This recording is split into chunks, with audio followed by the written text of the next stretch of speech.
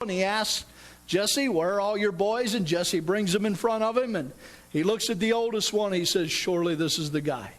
Apparently the guy's soul was working. And his body, he was a fine young man. He was an impressive man. He was smart. He was sharp.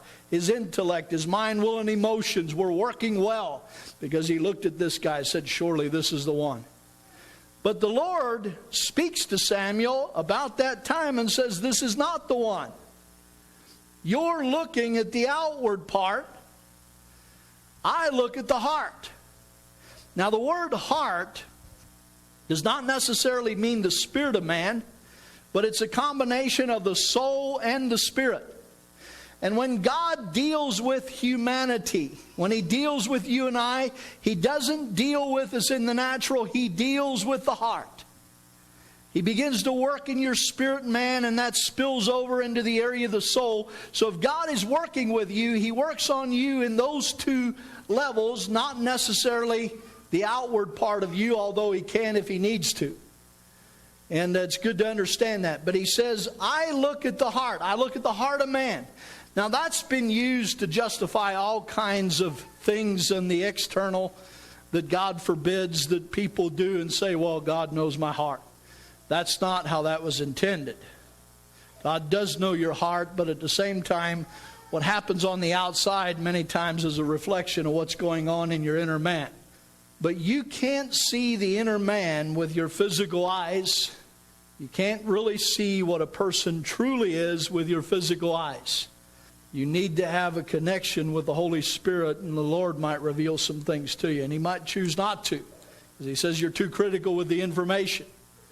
The other thing, too, that can happen is when you begin to watch and find fault with others, the enemy can get in the middle of that and cause some things to come to your mind that's not the Holy Spirit, and you actually think it's the Lord revealing this stuff to you.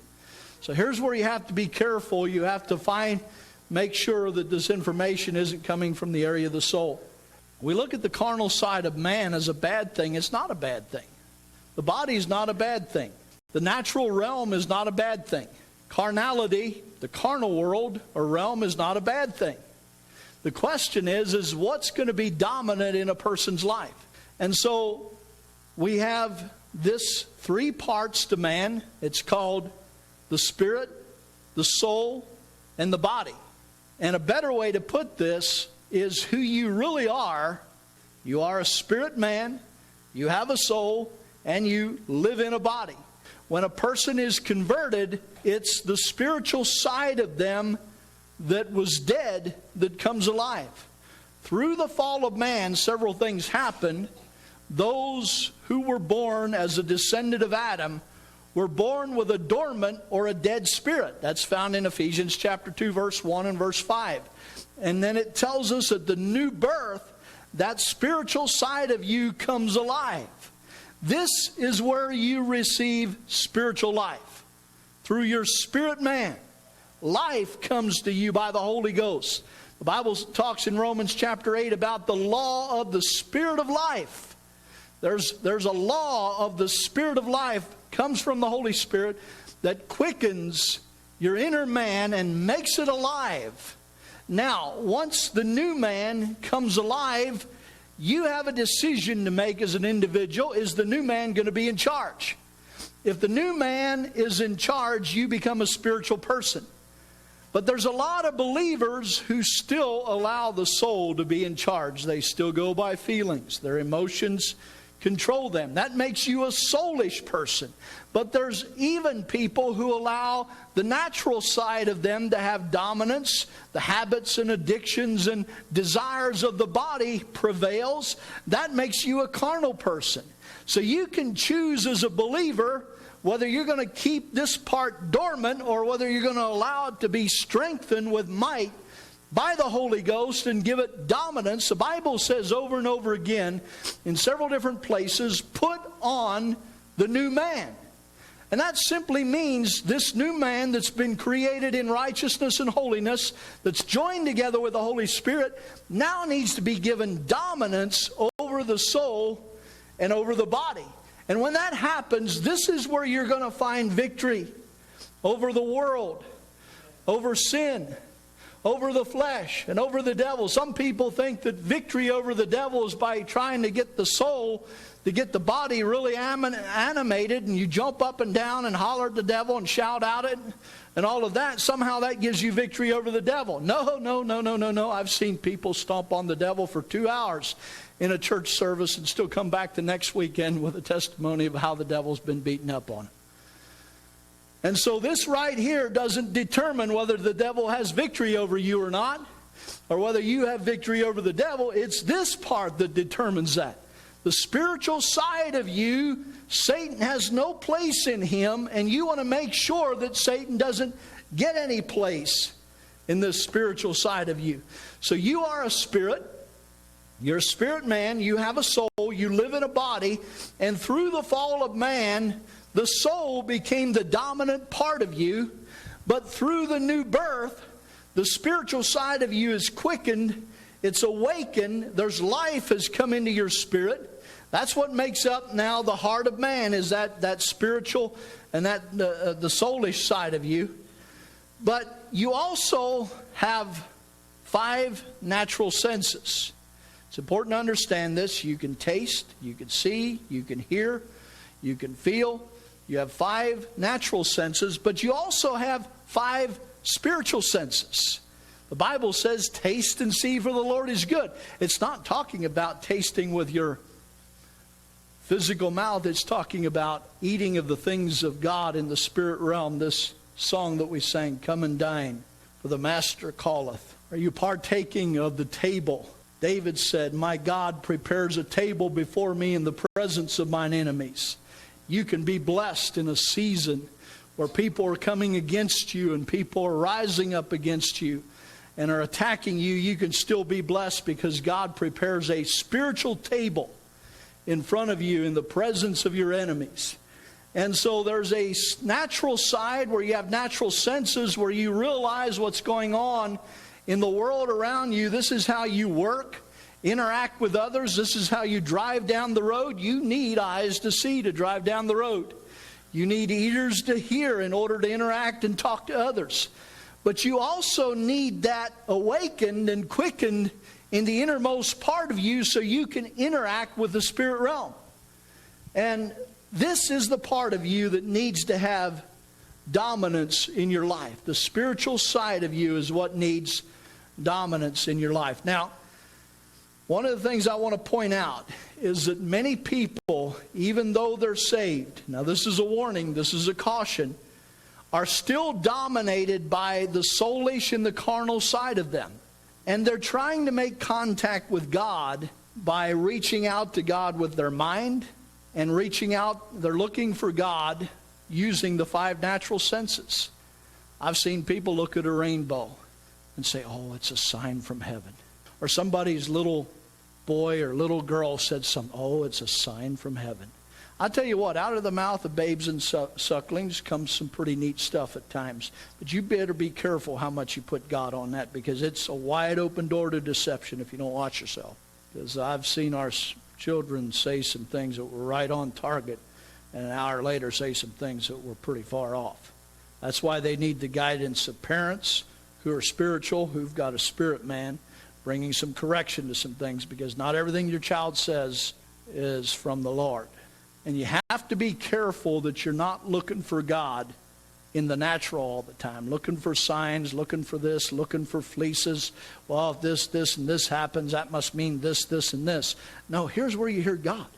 The person that tries to hear God here with their natural eyes and ears, looking for signs, looking for this, Jesus called it very carnal. He challenged the Pharisees on that idea. And it opens you wide open to deception. It does. It's pretty neat when we see the miraculous and when God confirms things. And sometimes He does that in the natural realm. Sometimes there's things going on in the natural that are spiritually significant. But if this is not the predominant part of you, you become wide open to deception if you're always looking for God in things in the natural. This is where feelings can come into play. And it's a caution, it's a warning. Don't try to interact with God at the level of the soul or the spirit, because the devil can get involved in it. He can cause your children to say some things. He can cause circumstances to happen. And the next thing you know, you're in a pit of confusion because your spirit man's not dominant. Now, here are some truths.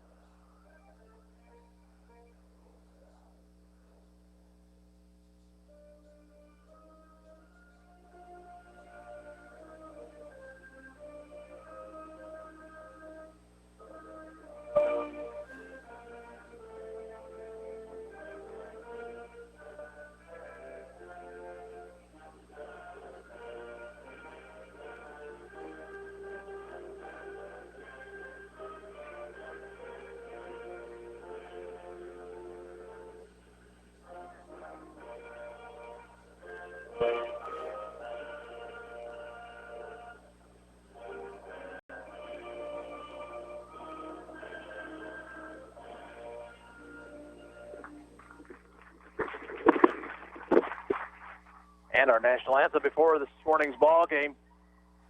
Managers will now meet at home plate to discuss the ground rules with the umpires. They are John Sweet behind the plate, and on the bases, Brad McDonald and Larry Trowbridge. Again, Ottawa won the matchup yesterday 9-1. They jumped out to a 4-0 lead, scoring one in the second inning on a double play ball with runners at the corners and nobody out. They picked up three more in the third inning. RBI single. Or check that, I'm sorry. Trenton Ferguson with a sac fly, then another run scoring on a throwing error, and Dalton Rankin picking up the third with an RBI single. After Great Bend got a run in their half of the third, it stayed that way till the seventh when Ottawa broke it open with 5 runs. The big blow was a 3-run homer by Rankin, his 4th of the season. Ottawa has faced now 11 11 elimination games here in the last 3 years. They have won all 11. They'll try to make it 12 here this morning, and they take the field. We will set them for you defensively. In left field, Trenton Ferguson. Center fielder is Jared Peretti, and out in right, Keegan Finch. Third baseman is Donovan Sudi. At shortstop, Dalton Rankin. Second baseman is Owen Lamar, and over at first, Grant Maxwell. Behind the plate, Trevor Bain. And on the mound, it's right-hander Brock Huddleston. Appearing for the 8th time on the season, Brock is 2-1 with 1 save, an earned run average of 3.18. He's thrown 22 innings. He's allowed 32 hits, 19 runs, 10 of them earned. He has walked only 2 batters and struck out 20, so he throws strikes. His last appearance was against Hayes on Wednesday night, where he went 3 innings, allowed 3 hits, 1 run, struck out 4. He will face Connor Ireland, Braden Smith, and Jared Manath here in the top half of the first inning. And the wind today is going to help balls hit down the left field line. They'll blow it toward the line. Across the field from right to left field. The winner will travel to New Orleans next week for the Mid-South Regional Tournament. We hope you enjoy this baseball action on KOFO.com, and we're ready to play.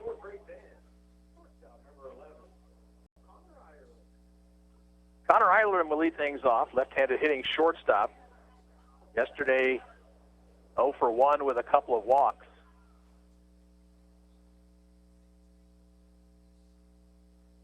Huddleston was pretty much a game-time decision here. We'll talk about that in just a second. Here's the first pitch of the game, and it's on the outside corner at the knees. Brock tweaked a knee that had problems with last year. There's a bunt back toward Huddleston. He fields. He'll throw off balance, and a nice play by Maxwell to record the out. Huddleston slipped as he made that throw, and Maxwell had to make a nice stretch to retire Connor Ireland. 1 out. Here is Braden Smith. Braden Smith, also a left-handed batter. He went 1 for 3 yesterday.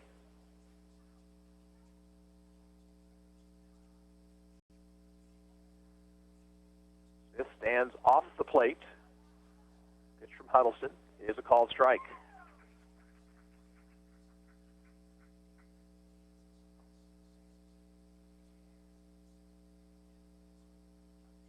High and outside, 1-1.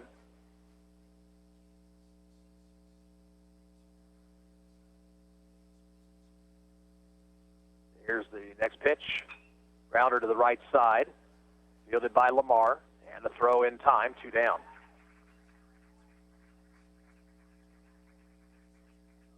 So 2 outs here in the Great Bend first. The batter will be Jared Maneth.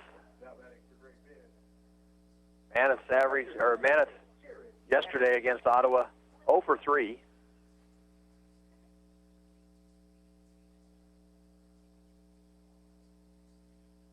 Pitch to him is a breaking ball low. Nobody on, 2 out here in the top half of the first. Fastball high, 2-0.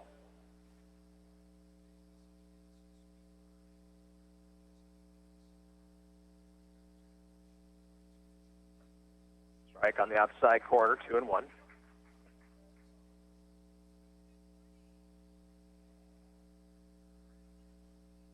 Ready, and the 2-1 pitch. Curve bends in there, strike 2 called.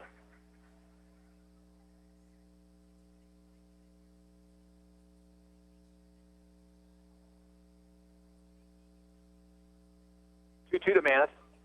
Fastball is low. Logan Perry would bat next if Maneth reaches.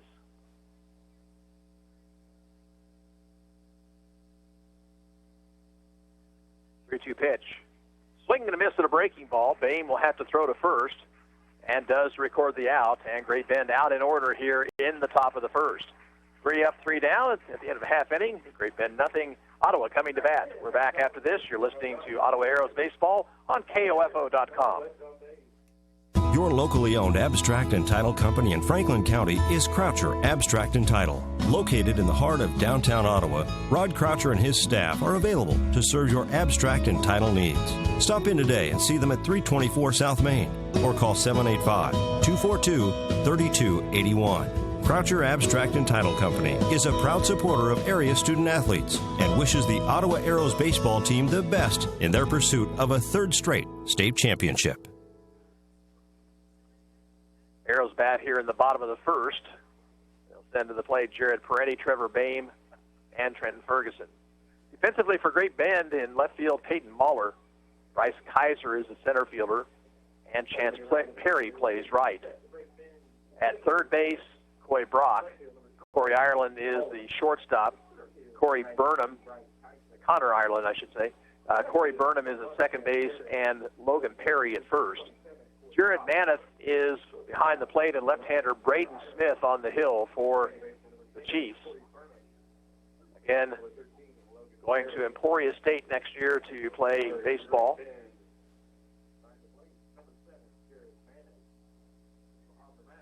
Arrows have not seen many left-handers this season, but their lineup is predominantly right-handed, so that certainly is a bit of a strategic help, you would think. I think the key here is going to be patience. In this type of a ball game, especially if you've not been in this type of game, you want to make sure that you don't give a pitcher extra strikes. Jared Peretti will lead things off. Jared hitting .358 on the season, 2 homers, 21 runs batted in. He is 5 for 16 in this AAA state tournament.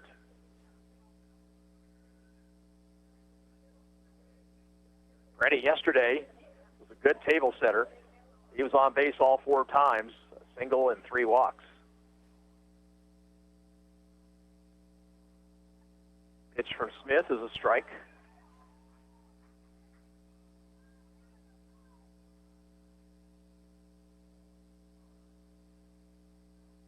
Curve, fouled back to the screen by Perenni, and he's down in the count 0-2.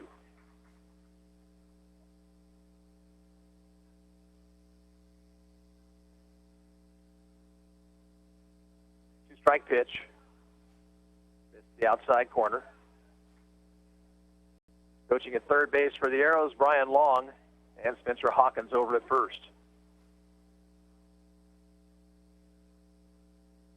Curveball, line to left field. That's going to drop for a hit.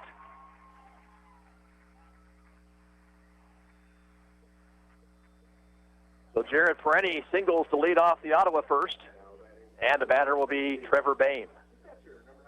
Boehm hitting .510 on the year, no homers, 29 RBIs. He is 7 for 20 in the tournament.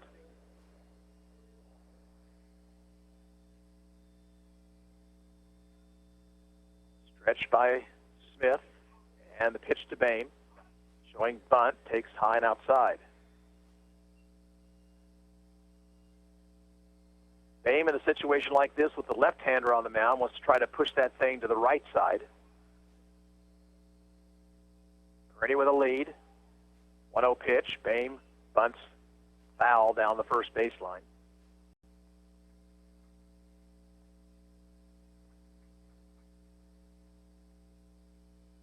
Arrows have a runner at first. Nobody out.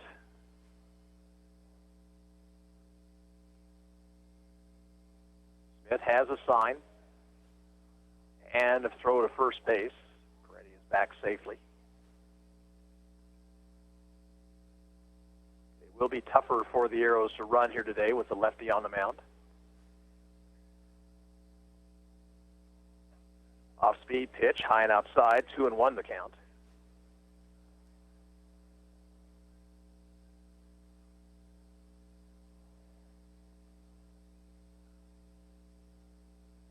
Here's the 2-1 to Boehm. Hit to left field, going back on a Mahler, looking up, it's going to go over his head, and it's going to carry over the fence. Home run, Trevor Boehm.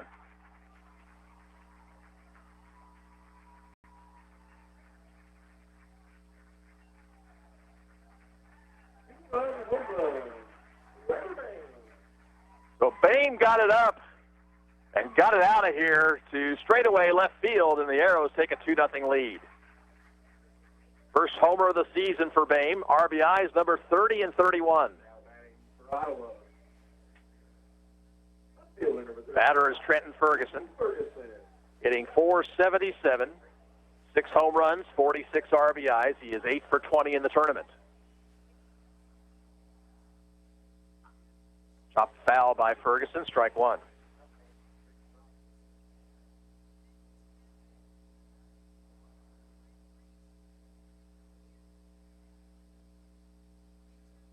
Smith ready, a 1 pitch. Fouled it back, and Ferguson had a good cut, 0-2. So a single by Perenni and a home run by Boehm, and Ottawa's drawn first blood in this championship game.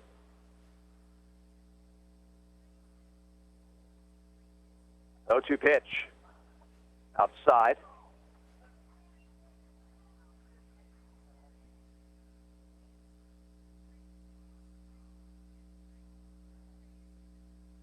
Tanner ready. 1-2 pitch. Curve, swung on a miss, strike 3. Maneth will throw to first base to retire Ferguson. 1 out, and here is Donnie Sudi. Sudi, .412 on the year, 6 home runs, 44 runs batted in, 5 for 22 in this AAA tournament.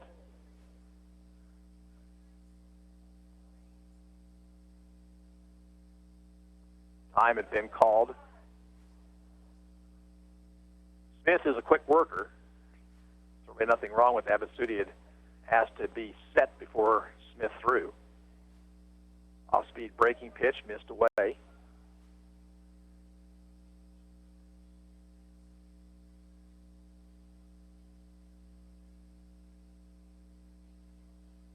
Wind, the 1-0 delivery.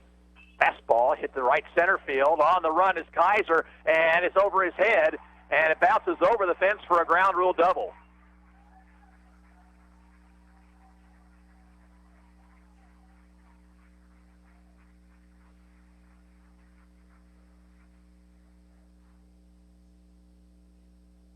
Donnie Sudi with his 13th double on the year. That ties him for the team lead.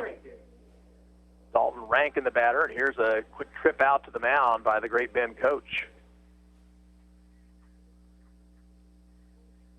Smith, who had thrown 6 shutout innings against Chanute the other night. Ottawa has hit him hard here in the first.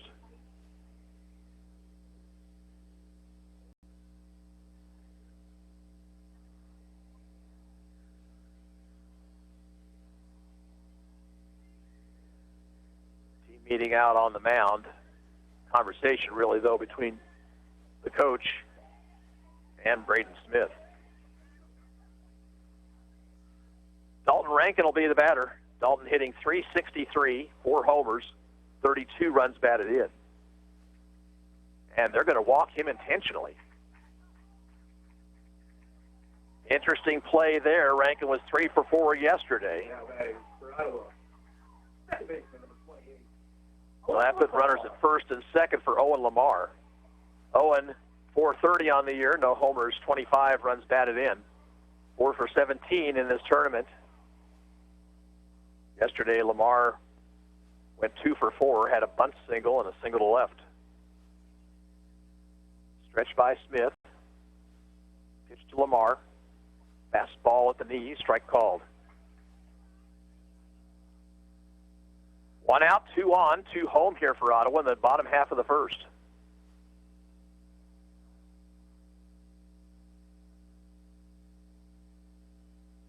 Check of the runners and the pitch.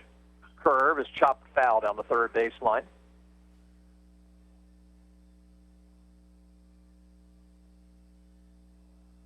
Sudi back to second, Rankin to first.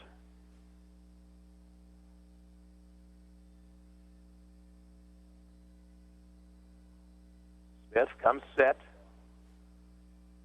And the 0-2 pitch. High and outside.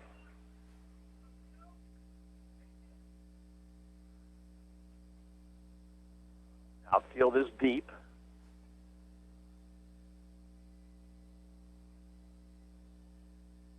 One, 2 to Lamar. Fouled it out of play. Right fielder Perry is playing a few steps toward the line, so a pretty good gap in right center field.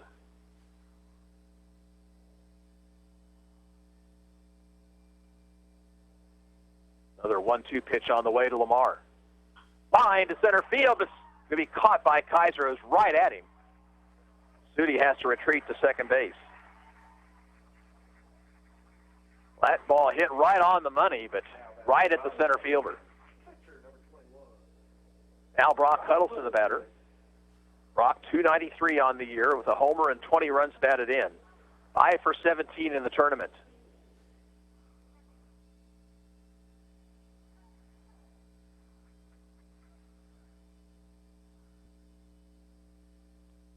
Stretch by Smith, and his pitch. Swing and a miss. Huddleston was fooled by that off-speed pitch, 0-1.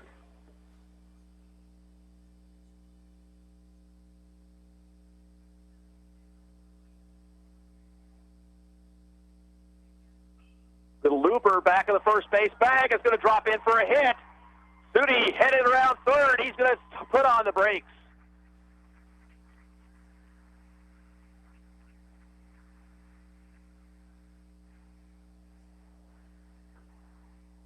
The bases will be loaded for Grant Maxwell.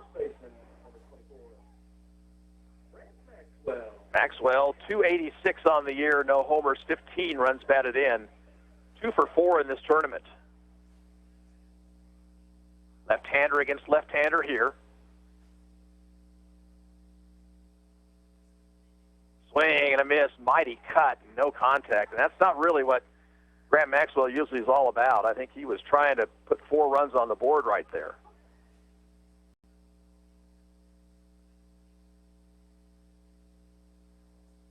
Another slow curve. This one stayed high. Maxwell uses the entire field.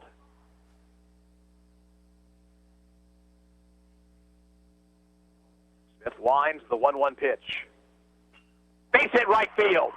1 run is in. breaking around third. He's going to score, and it's 4-0 Arrows.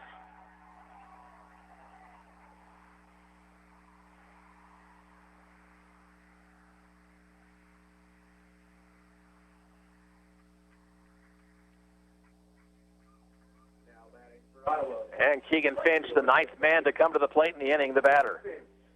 Keegan, 324, a couple of home runs, 27 runs batted in. 2 for 13 in the tournament. Smith steps off the rubber.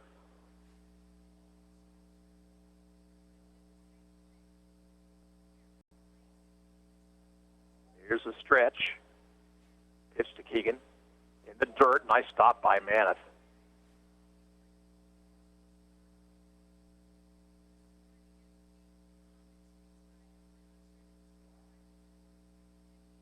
Left-hander has the sign.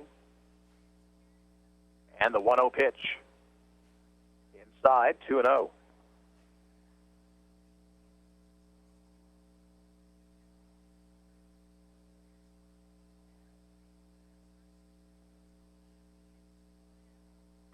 Ball hits in left field, and that one's deep. Going back, Muller. He looks up, it's gone. 3-run shot, Keegan Finch.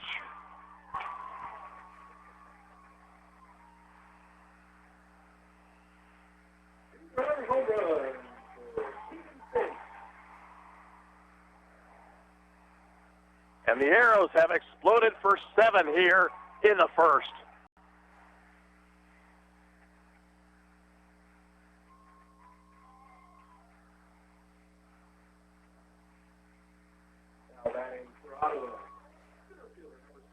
That'll bring Jared Parenti to the plate. He started us off with a single to left.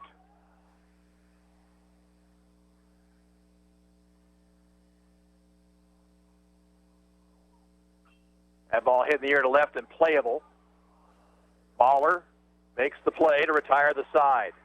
But Ottawa strikes big. 7 runs on 6 hits.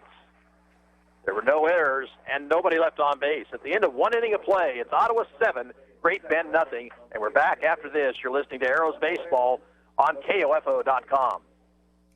Being your local hometown chiropractic clinic for over 50 years lends itself to being a longtime supporter of the area sports teams, including the Ottawa American Legion baseball team. Ottawa Chiropractic Clinic wishes this year's squad the best as they work toward the result they want, a 3rd straight state championship. When you want results in reducing your pain and improving your overall wellness with traditional chiropractic care, call on the experienced team of Dr. Mike Hyatt and Dr. Sherry Jung at the Ottawa Chiropractic Clinic, 15th and Main in Ottawa, 242-4001, or visit ottawachiropractic.com.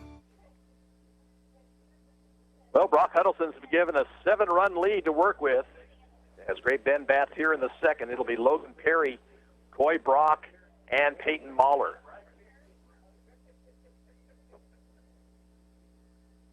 Huddleston worked a 1-2-3 first inning.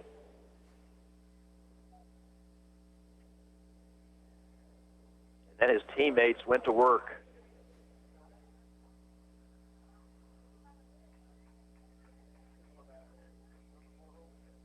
Logan Perry will lead things off. Left-handed hitting first baseman.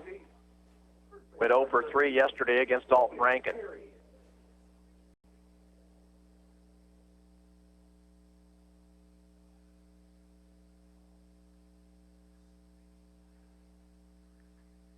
Pitch from Huddleston. Fouled out of play.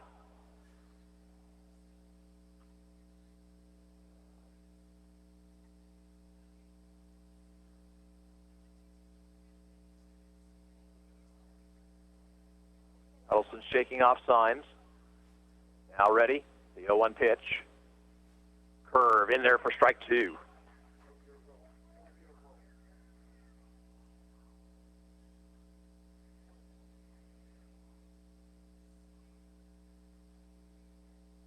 Oh-2 pitch.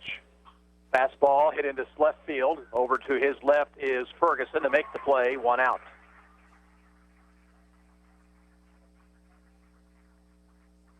Now Coy Brock.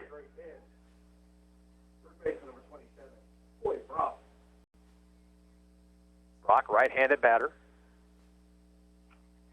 Yesterday, 1 for 3.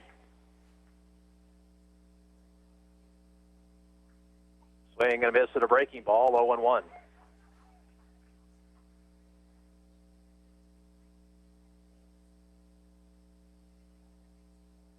Fastball hit foul off his foot. 2 strikes the count to Brock.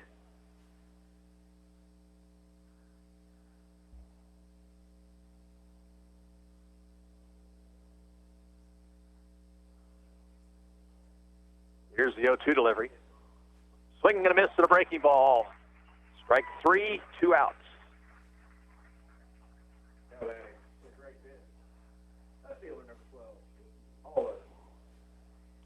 Peyton Mahler, the batter.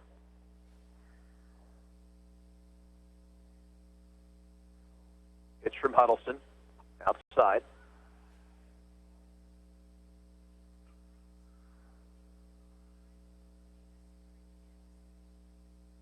Now the 0-1 delivery. Swing and a miss.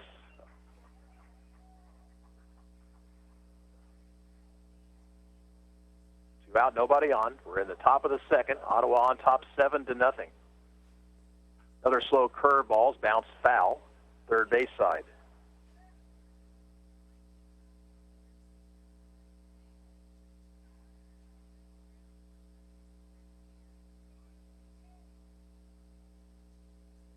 Aim through the signs. Huddleston's shaking them off. Now steps off the rubber.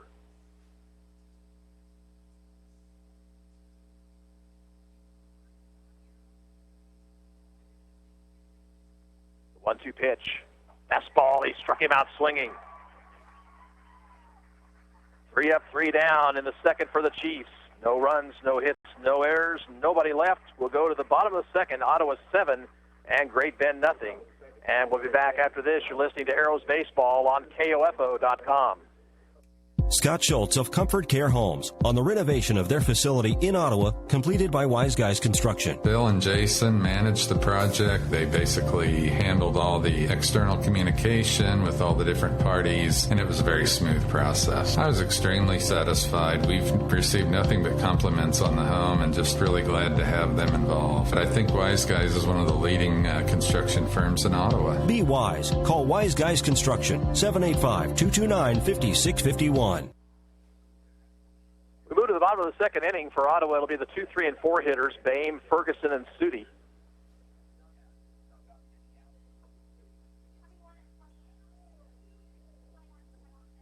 Arrows touched up Braden Smith for 7 runs in the first, including a 2-run homer by Bame and a 3-run shot by Keegan Finch.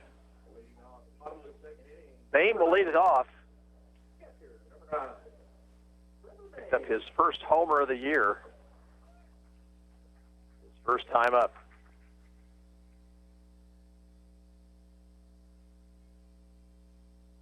Thinks about a bunt, pulls the bat back, takes a strike.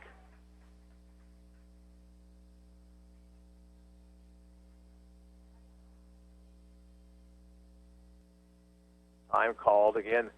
Smith wanting to work very quickly, and Ottawa making sure that they are set in the batter's box, and has to depend on the umpire to let them have that, and he did. Popped it up, foul, and out of play. Down 0-2. Now, the one thing you have to worry about a little bit here for Ottawa at this point is that you start trying to swing for the fences all the time.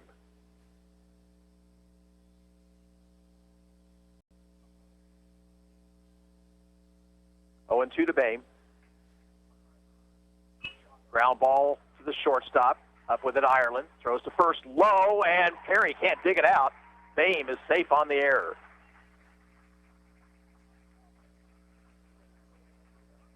Ireland knew he had to hurry with Bame's speed, and the throw in the dirt. Logan Perry couldn't dig it out. Trenton Ferguson, the batter. Trenton struck out swinging his first time up.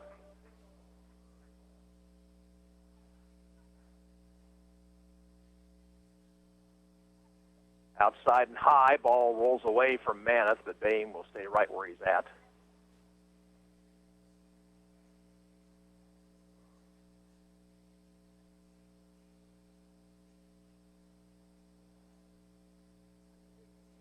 Left-hander to the belt, the pitch, swing and a miss.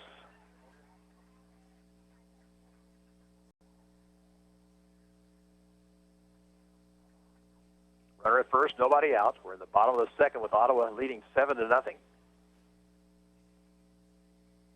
Pickoff play to first. Bame was just a step off the bag.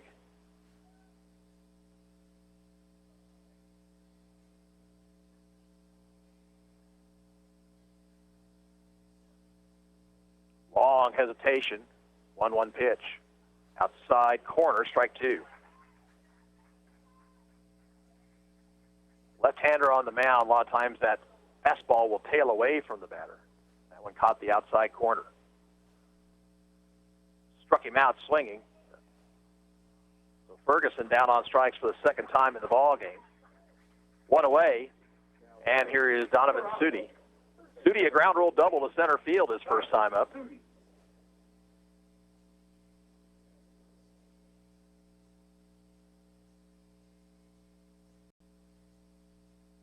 Pitch, hit into right center field. This one is playable for Kaiser, and he makes the catch, 2 down.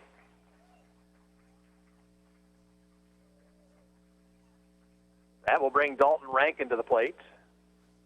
Rankin was intentionally walked and scored back in the first.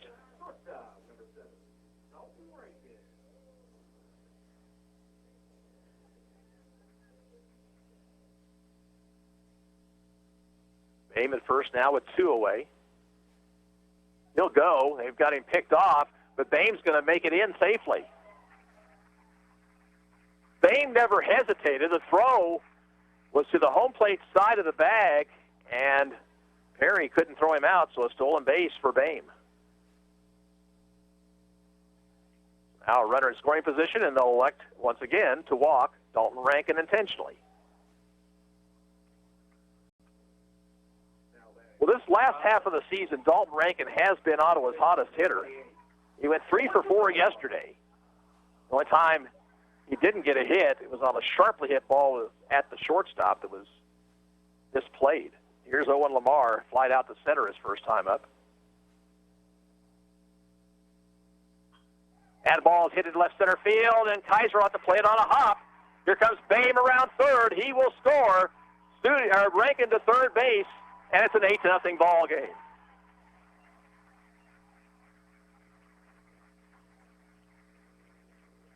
Now batting for Ottawa, pitcher number 21, Brock Huddleston. Batter Brock Huddleston, who dumped a single down the right field line his first time up.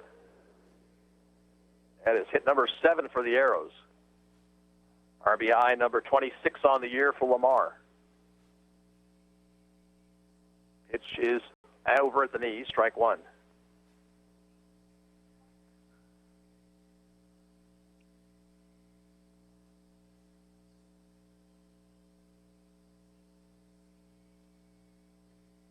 Stretched by Smith. A 1 pitch. Just outside with a fastball.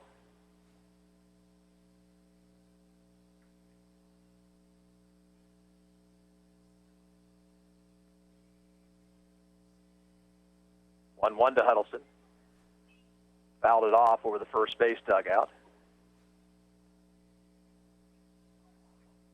1 ball, 2 strikes, 2 outs, 2 on. Ottawa has a run home here in the second. Now 8-0 Arrows.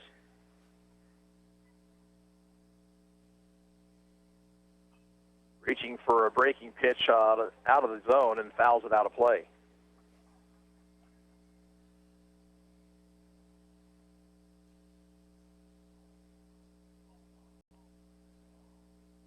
Plate umpire asking for more baseballs.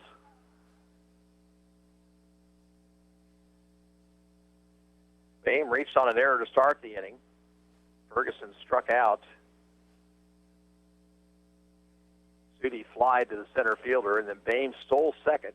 They walked Rankin intentionally, and then Lamar with a base hit to center field to drive Bame home. Count, a ball and 2 strikes to Huddleston.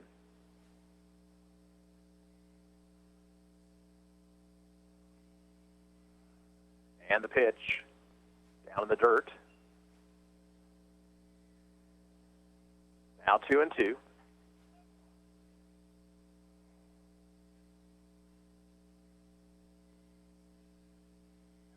Curveball. It into shallow center field, and that'll be caught by Kaiser to end the inning. Ottawa gets a run. It was unearned on one hit, one error, 2 men left on base. At the end of 2 innings of play, it's Ottawa 8 and Great Bend nothing. We're back after this. You're listening to Arrows Baseball on KOFO.com.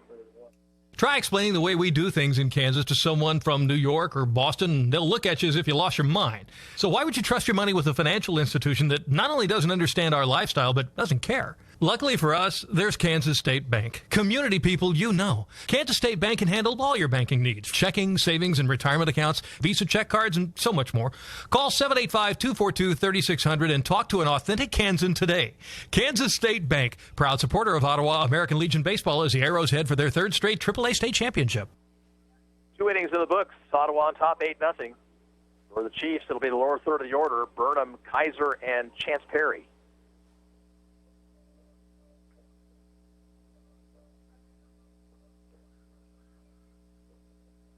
Just joining us, the Arrows exploded for 7 runs in the first. 2-run homer by Trevor Bame to get things started. Then Grant Maxwell with an RBI single, a 2-run single, and a 3-run homer by Keegan Finch.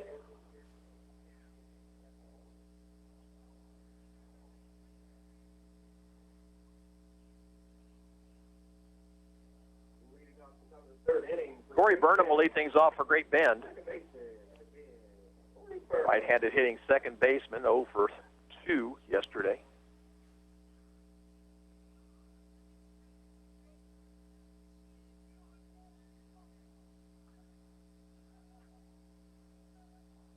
Pitch from Huddleston. Hit into left center field. That one is dropping in for a hit. Brenny will cut it off. Burnham with a wide turn, but he'll hold with a single. Now Bryce Kaiser, the batter. Kaiser, the pitcher in yesterday's ball game.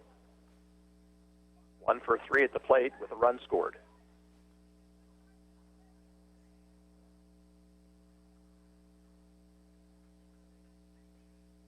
Burnham pretty decent lead over at first. Grounder to short, might be 2. Second base out there. Relay in time, double play.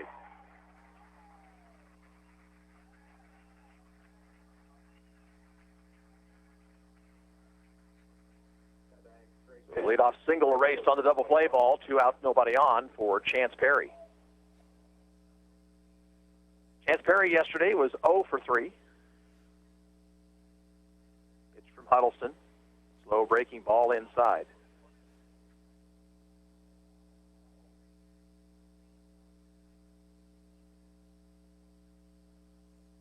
Swing and a miss.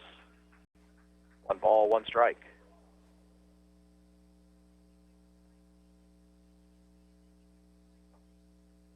And a pitch hits him in the back. That was not what Huddleston wanted right there with the number 9 hitter. The lineup will turn over. Connor Ireland will bat. He was thrown out trying to bunt his first time up by the pitcher.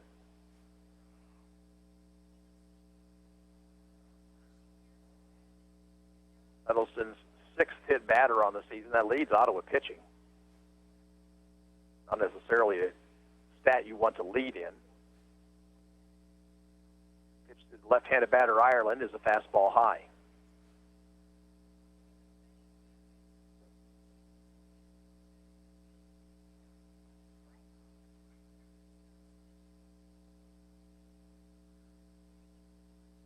One 0 pitch. Curve, missed, 2-0. 2 outs here in the top of the 3rd. Runner at first base for Great Bend.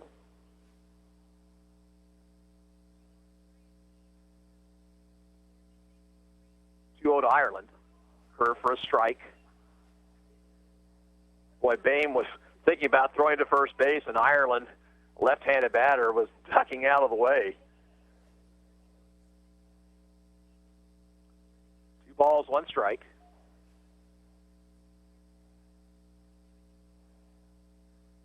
And Huddleston's pitch is over but low. Now 3-1. Braden Smith on deck would hit if Ireland reaches.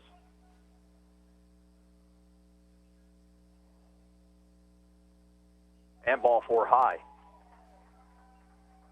So a hit batsman and a walk, 2 on, 2 out. Braden Smith, the batter. Thrown out by the second baseman, Lamar, his first time up. Boehm will have a word with Brock Huddleston. Arrows lead it here 8-0.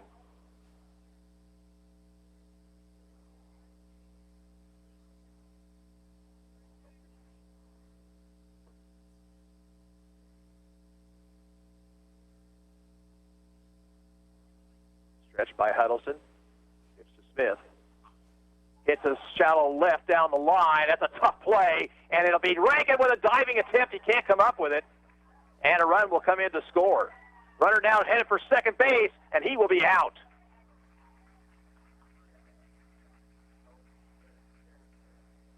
Oh, we had interference at first base.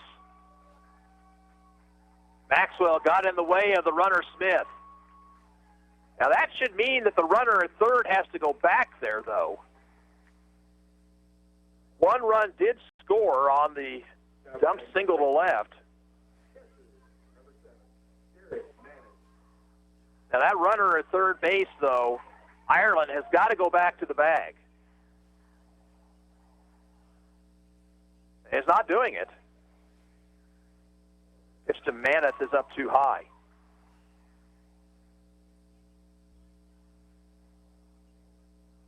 They must have said the runner was headed home before the interference occurred.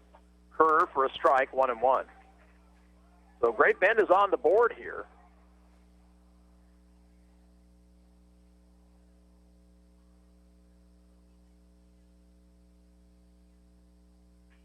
Fly ball to left center field. That's a long run, and Peretti with a diving catch to make the out.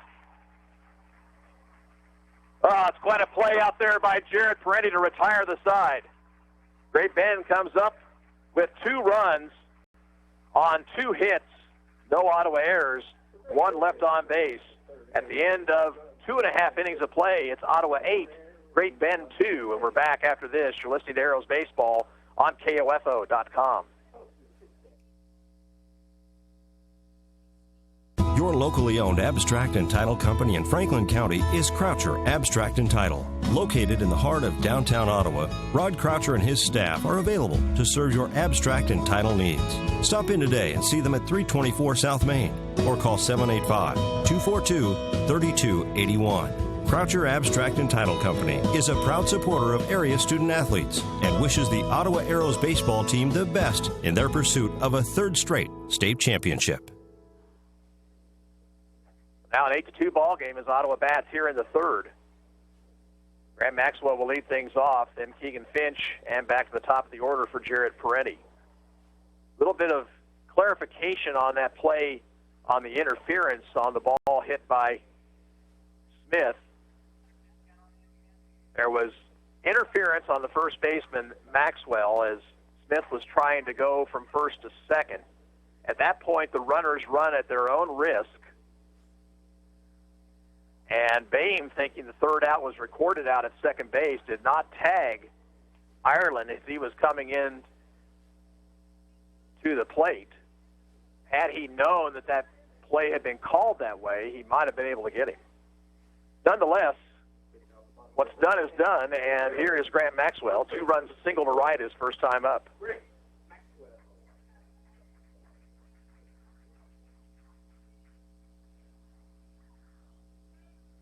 Pitch from Smith. Fastball low and inside.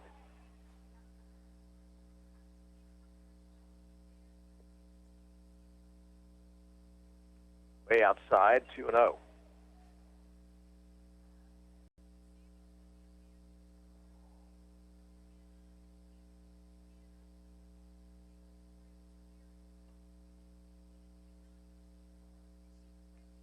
Just outside with a fastball, 3 balls and no strikes.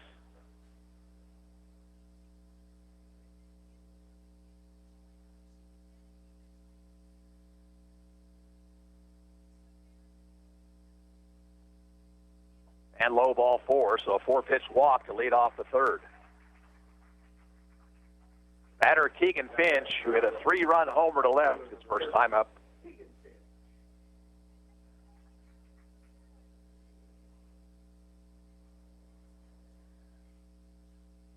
Ottawa leads 8-2. We're in the bottom of the third. Pitch to Finch, just inside.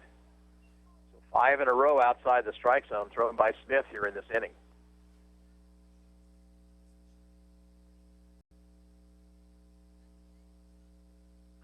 That ball hit a mile down the left field line, but foul.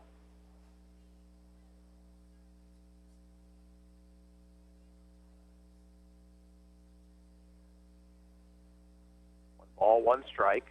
Maxwell at first, nobody out.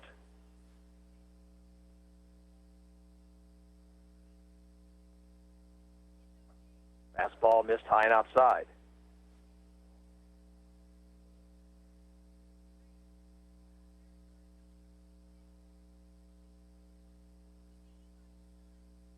One pitch. Popped it up foul, Perry over, but he'll have no play.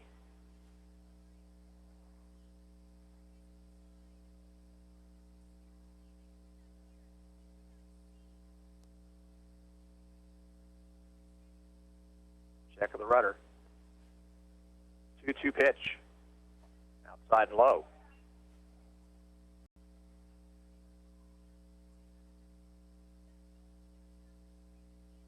So 3-2 to Finch.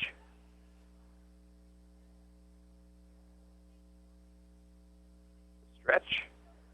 And the payoff pitch. Fouled it out of play.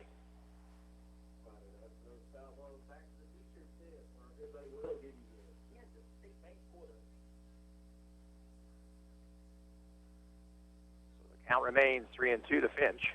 With Maxwell at first, nobody out.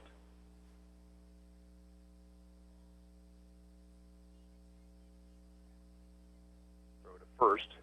Maxwell had a very safe lead.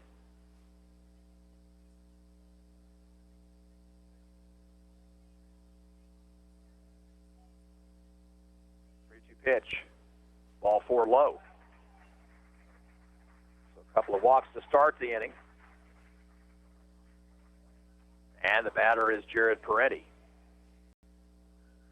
And time called. Great Ben coach out of the dugout. I'm not sure. Well, you'd like to have your best guy out there in a game like this, but Smith has really struggled.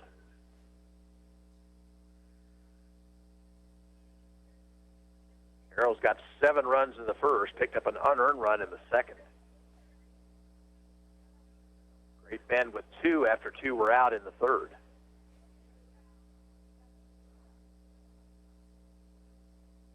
Arrow's trying to come all the way back after losing their first ball game Wednesday night.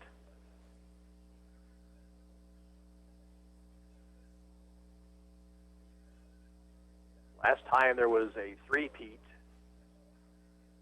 AAA American Legion Baseball, it was back, I believe it was 2006.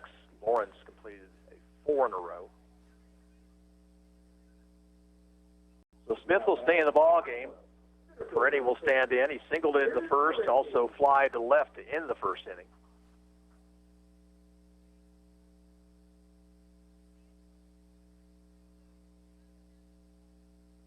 Stretched by Smith. Peretti, he's bunting. He takes ball. And there goes Maxwell to third, and a heads-up play by Grant Maxwell. Maxwell realized that Brock was way in on the grass, and Ireland was even with him. Took off for third base and stole it.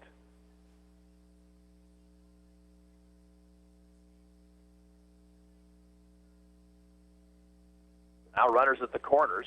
Infield back. 1-0 to Peretti. Ball hit the center field. That should be deep enough to score the run. Kaiser under it. Makes the catch. Maxwell down the line. He will score to make it 9-2.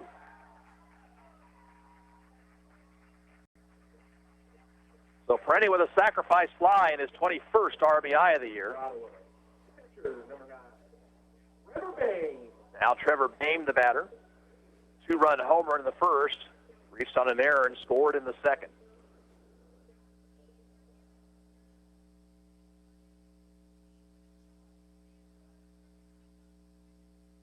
Here's a stretch, the pitch. Fouled it off the mask of the home plate umpire, John Sweet.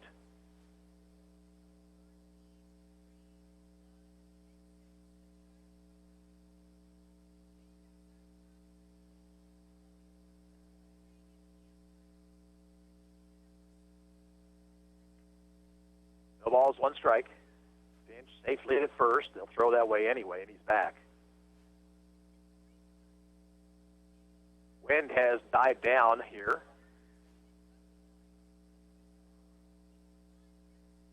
One pitch.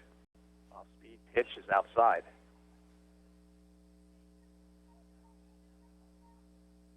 Arrows have gotten a run here in the third. One out, one on. Ground ball to third, and on past Brock into left field. Finch will stop at second.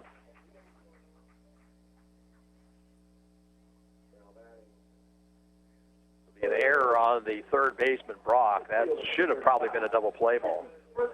So Trenton Ferguson will bat with 2 on and 1 away. Trenton has struck out twice. He's really the only man who hasn't timed Braden Smith well here so far today.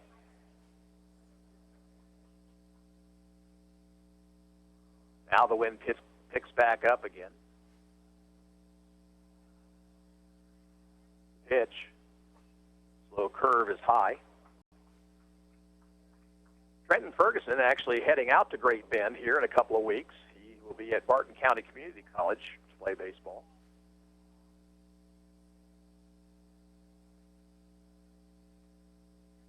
One-0 delivery. Grounder foul. Third base coach Brian Long booted it. Minus 500 points right there.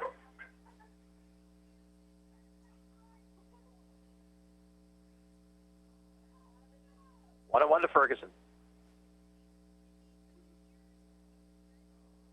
Pickoff move, and they've got Finch trapped.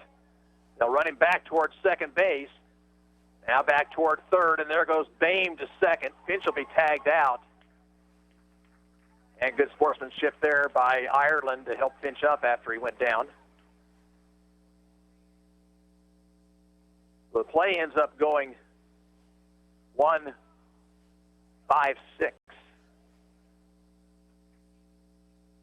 And 2 outs, runner at second base.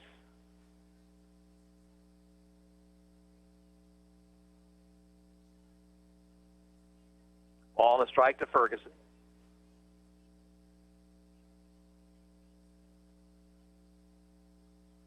Fastball outside.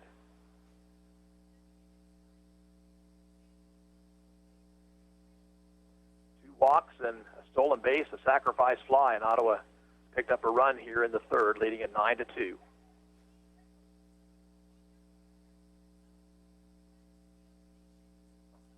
Strike at the letters, 2 balls, 2 strikes to Ferguson.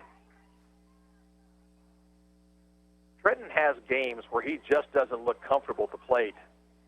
Up to this point, this is one of those games.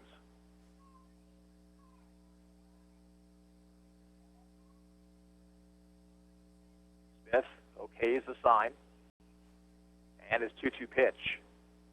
Missed outside. Donnie Sudi on deck.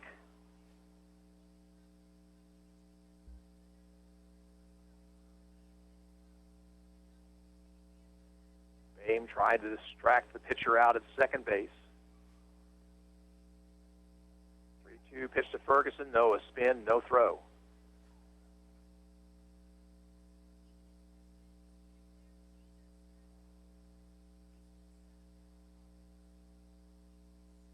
Long look at second.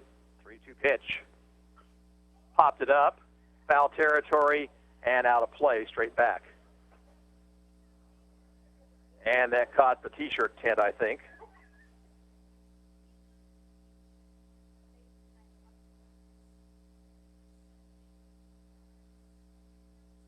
Now remains full to Ferguson.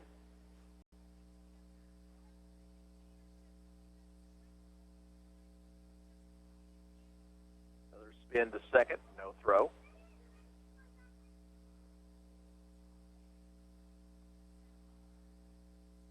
ready.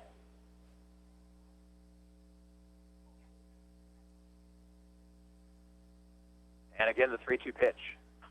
Ground ball, speared by the third baseman, Brock. He'll throw to first base, but not in time. Now the ball gets away from Perry, and here comes Bain to score.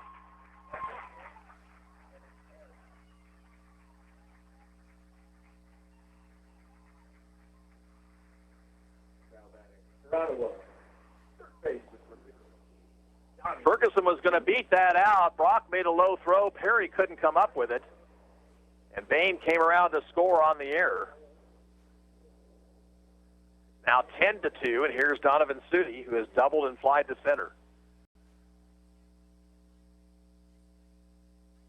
Fouled out of play.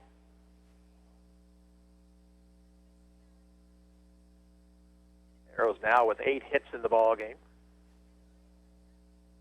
They have answered the 2 runs Great Bend scored in the top of the inning.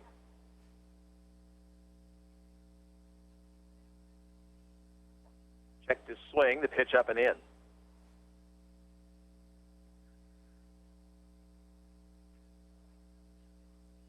Ferguson at first with excellent speed. 1-1 to Sudi. In the dirt, Math with another nice stop. We have 2 pretty darn good catchers out there in this championship game.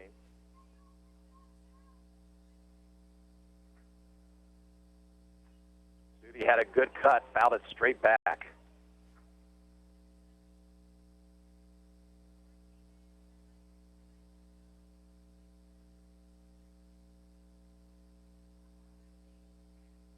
Runner at first, 2 away.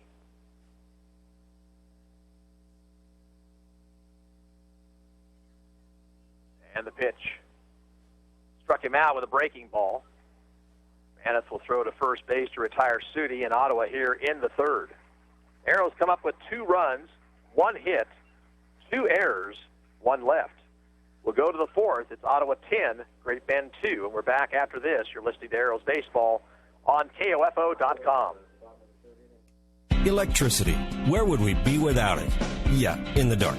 But Advantage Electric is there to light up your world. Whether it's service or repair, you'll always get a free estimate and a friendly technician. Here's Advantage Electric owner Eric Crowley. What we enjoy is working with people in our community because we see them everywhere we go. It's not like, we go to your house and we take care of your electrical issue and then we don't talk to you or see you ever again. So it's a personal connection that we have with you. Advantage Electric, 229 North Main. Call 418-1218. Try explaining the way we do things in Kansas to someone from New York or Boston. They'll look at you as if you lost your mind. So why would you trust your money with a financial institution that not only doesn't understand our lifestyle, but doesn't care? Luckily for us, there's Kansas State Bank. Community people you know. Kansas State Bank can handle all your banking needs. Checking, savings, and retirement accounts, Visa check cards, and so much more.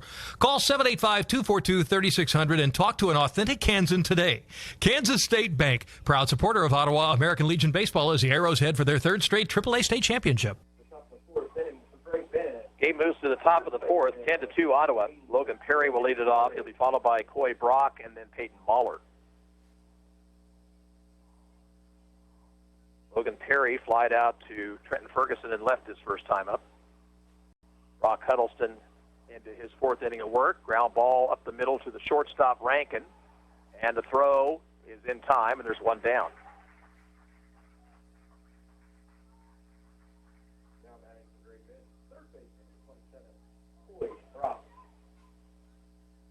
Coy Brock, the batter, struck out swinging in the 2nd inning, 0 for 1.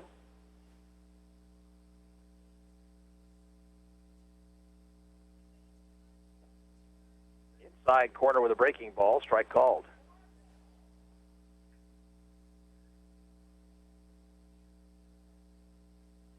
Another breaking ball is popped up. Shortstop Rankin near the line makes the catch, 2 down.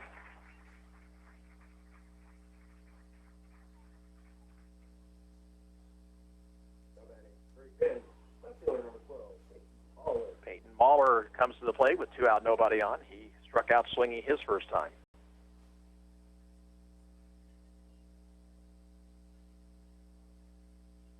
Pitch from Huddleston. Curve for a strike.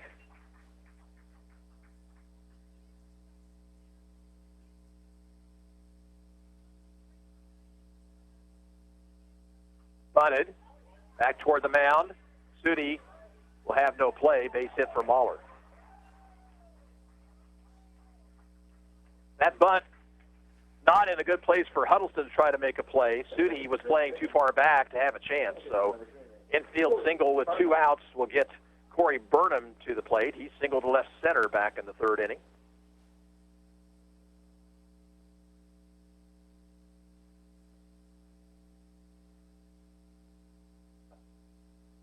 Pitch misses 0-1, or 1-0 rather.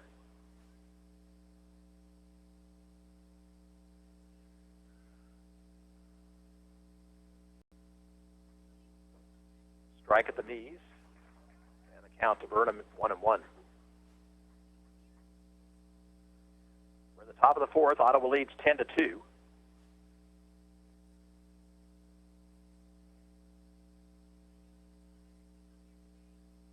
Mahler gets his lead at first. Inside with a fastball, 2-1.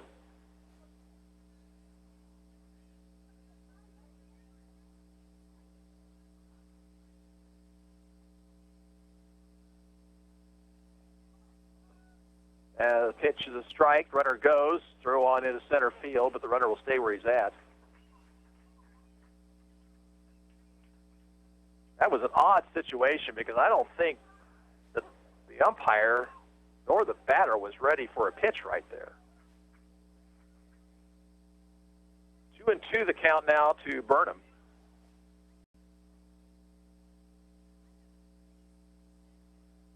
Huddleston steps off the rubber.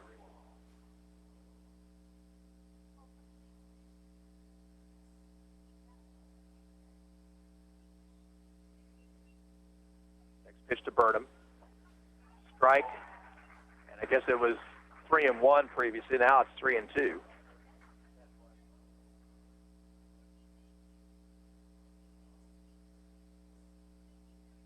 Now Burnham down to have a word with his third base coach, and Boehm will talk with Huddleston.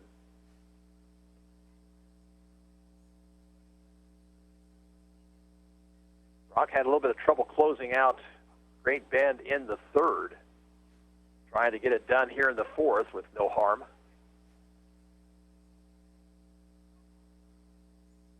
Kaiser waits on deck.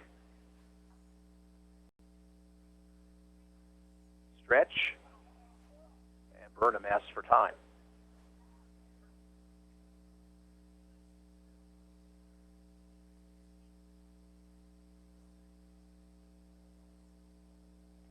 Pitch.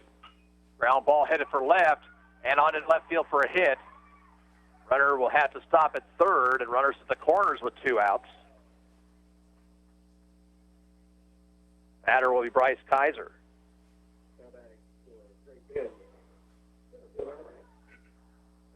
Kaiser bounced into a double play his first time up.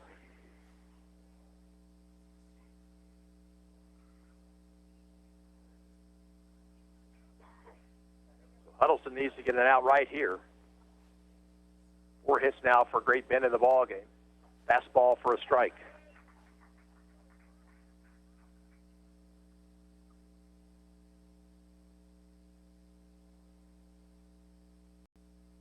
Kaiser back in the box.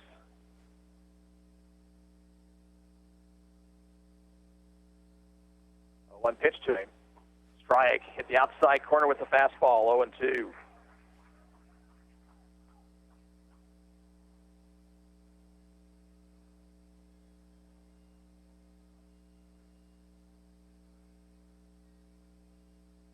Huddleston checks the runner over at first base. His 0-2 pitch. Fastball fouled out of play.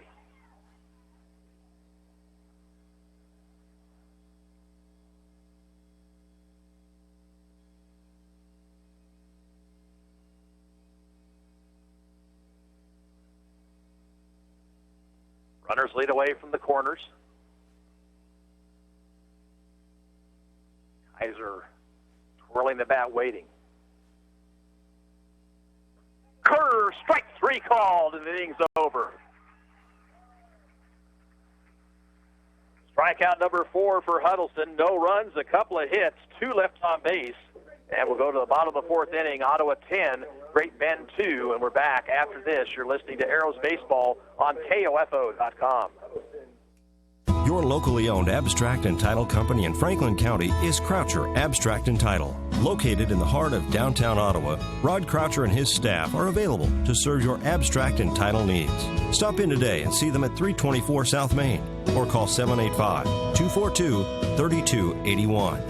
Croucher Abstract and Title Company is a proud supporter of area student athletes and wishes the Ottawa Arrows baseball team the best in their pursuit of a third straight state championship. New pitcher for Great Bend here in the bottom half of the fourth. It'll be left-hander Logan Perry coming on. Braden Smith moves to first base.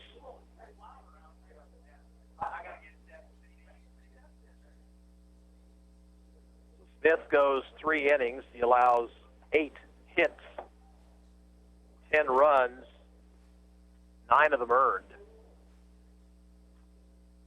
He walked 4, and he struck out 3. Arrows will send to the plate Rankin, Lamar, and Huddleston. They could win the game if they score a couple here.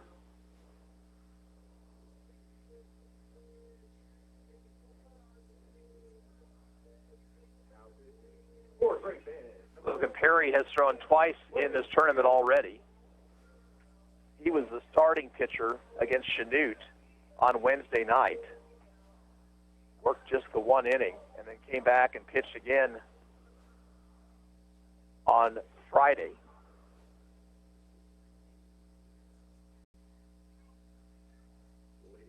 Dalton Rankin will lead things off for the Arrows.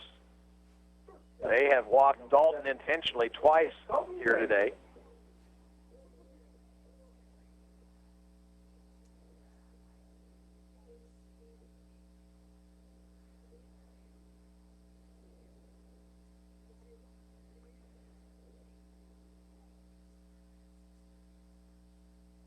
Rankin just now stepping in the box.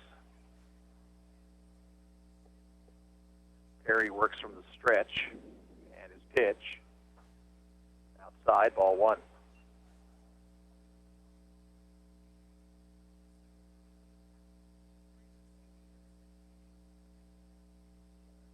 Pitch down and in, 2-0.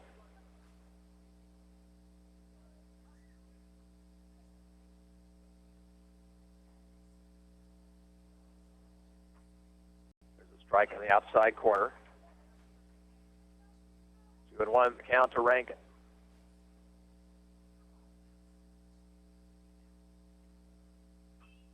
Hit to left field. Mahler is there. He'll make the catch. One down. Rankin hit it hard, but Mahler just a few steps to his right to make the play.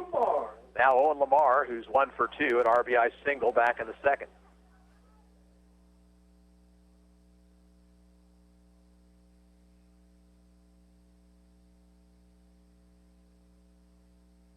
Fastball low.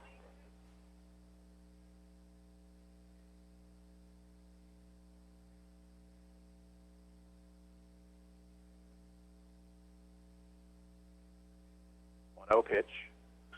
Ground ball to the hole and on into left field for a hit. Lamar with a wide turn at first. He'll hold on.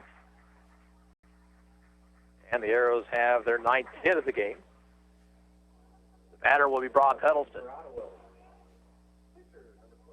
Brock singled to right in the first and flied to center in the second.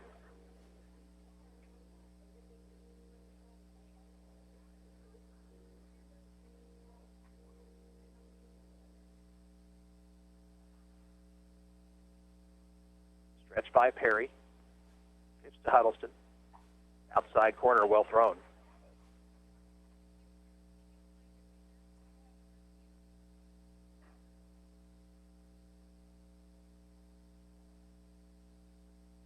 A 1 delivery in the dirt. And the count now, a ball and a strike.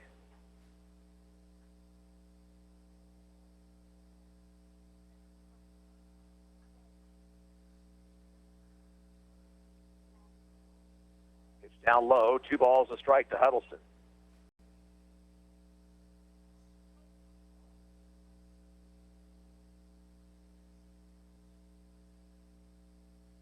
Missed away. It's 3 balls, 1 strike.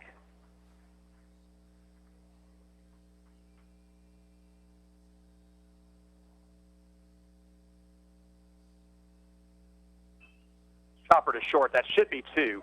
Second base out there, back to first, double play, and the inning's over. No runs for Ottawa, 1 hit, nobody left. We'll move to the 5th, Ottawa 10, Great Bend 2. Back after this, you're listening to Arrows Baseball on KOFO.com. Being your local hometown chiropractic clinic for over 50 years lends itself to being a longtime supporter of the area sports teams, including the Ottawa American Legion baseball team. Ottawa Chiropractic Clinic wishes this year's squad the best as they work toward the result they want, a 3rd straight state championship. When you want results in reducing your pain and improving your overall wellness with traditional chiropractic care, call on the experienced team of Dr. Mike Hyatt and Dr. Sherry Jung at the Ottawa Chiropractic Clinic, 15th and Main in Ottawa, 242-4001, or visit ottawachiropractic.com. Top of the 5th, 10-2 Ottawa. Line 1 and 2 hitters for Great Bend. That's Perry, Ireland, and Smith.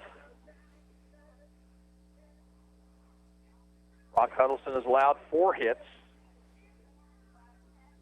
2 runs in the 3rd, and those all occurred after 2 were out. Teammates have given him a lot of offensive help, especially in that first inning when they had 7. 2-run homer by Boehm, 2-run single by Maxwell, and a 3-run homer by Finch. Chance Perry was hit by a pitch and scored a run his first time up.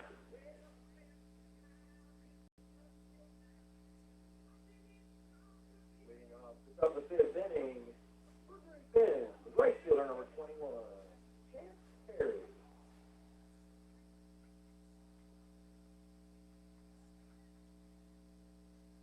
Perry stands in. Pitch from Huddleston. Curve just a little inside.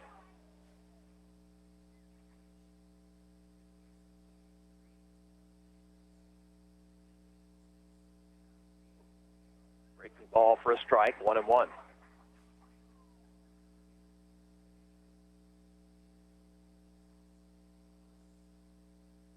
time called.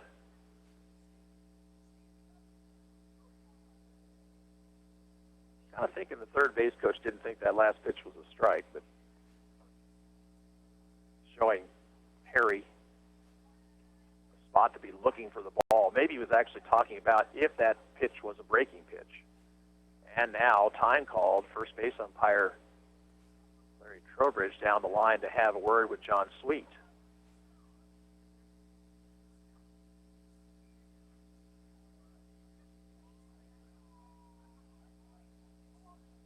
I'm very curious as to what that was about.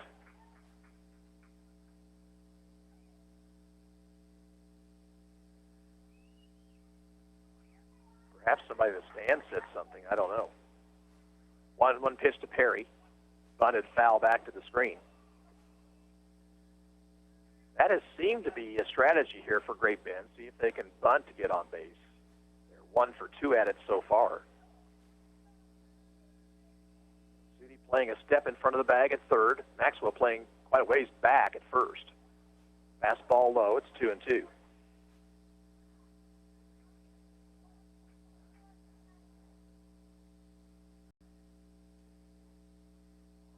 Time asked for.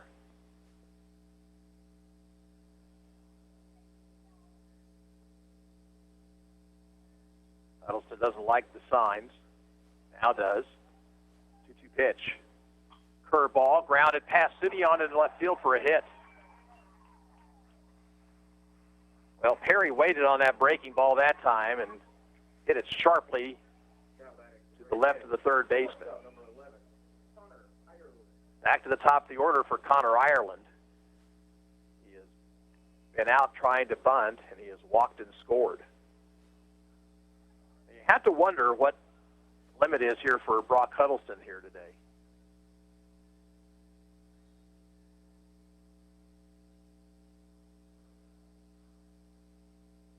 Might see Ireland try to bunt here. He does. Boehm out of the box. He'll throw to second base and not in time. And that's a mistake right there by Boehm. He should have taken the out that he had a better chance at, which was first base, and instead it's first and second, nobody out.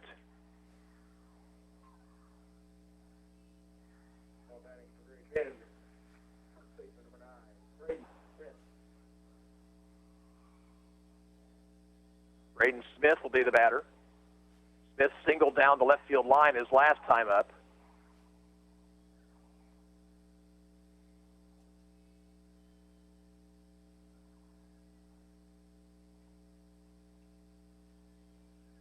Stretched by Huddleston in the pitch. Smith to bunt. That's a good one down the third base line. Sudi will play to first and not in time. And that ball gets on past Maxwell. A run's going to score. Another runner to third base. Here's the runner trying to score. And the throw from Finch. He is out at the plate.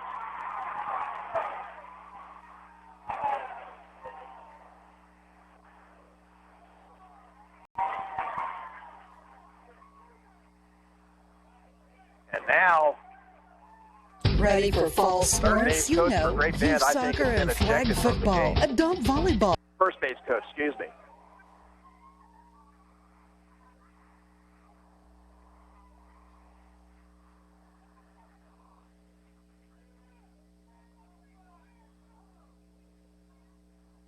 So Perry scores to make it 10-3.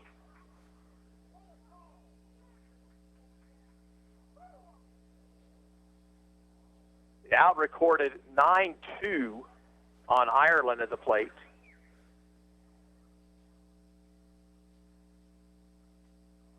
Throwing error on Sudi, the third baseman, which allowed the run to score. Smith is over at first base now with one out.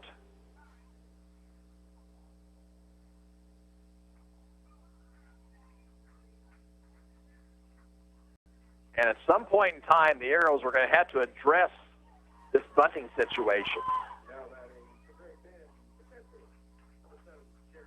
Jared Maneth will be the batter. He has struck out and was retired on an excellent play by Jared Perenni out in left center field. Third base coach now talking something over with the home plate umpire, John Sweet. And it may be as to who's going to coach first base. And it's going to be the substitution that they have, Beaker.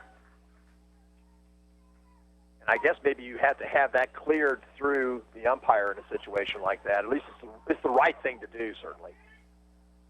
So Maneth will stand in.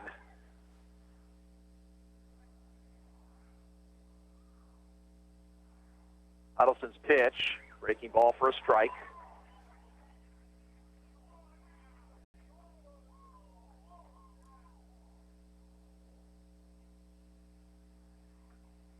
And fans not happy with the umpiring.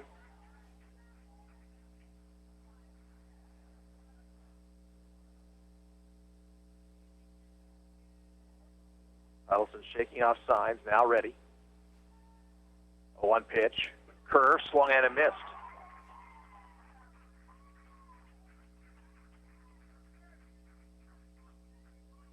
Ten to 3, top of the fifth. Huddleston doesn't like the sign. Now ready. And an off-speed pitch is high. Runner goes. Throw not in time.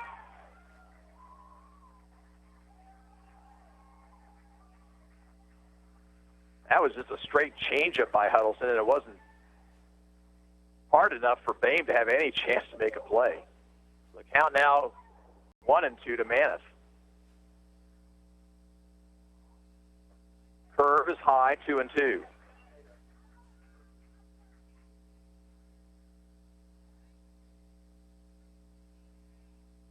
Smith leads away from second. Time called by Maneth. Great men trying to claw their way back into this one.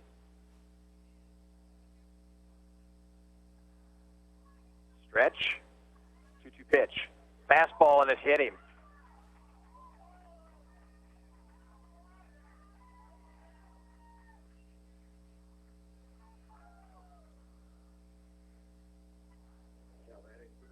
First and second now for the cleanup man, Logan Perry.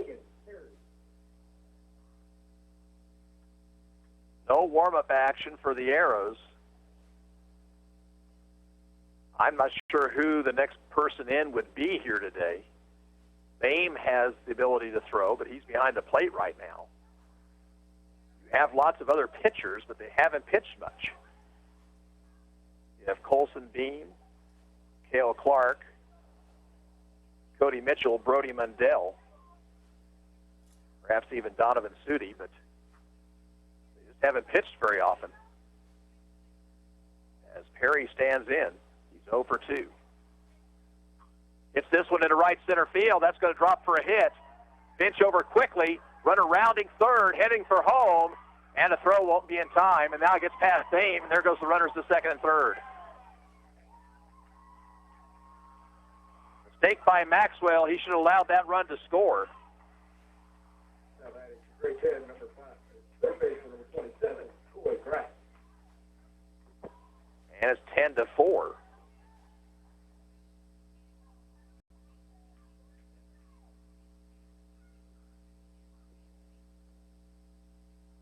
The Arrows talking things over out on the mound.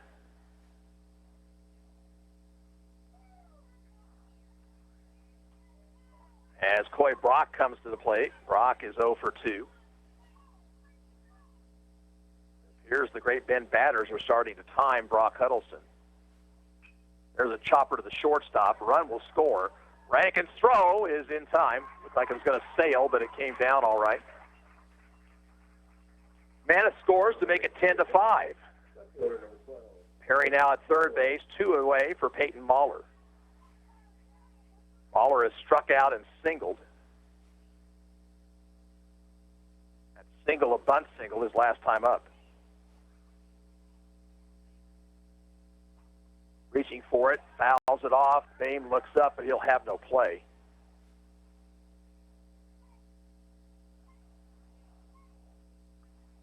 Great Bend has scored 3 times here in the 5th to stay in the ball game and cut the lead to 5.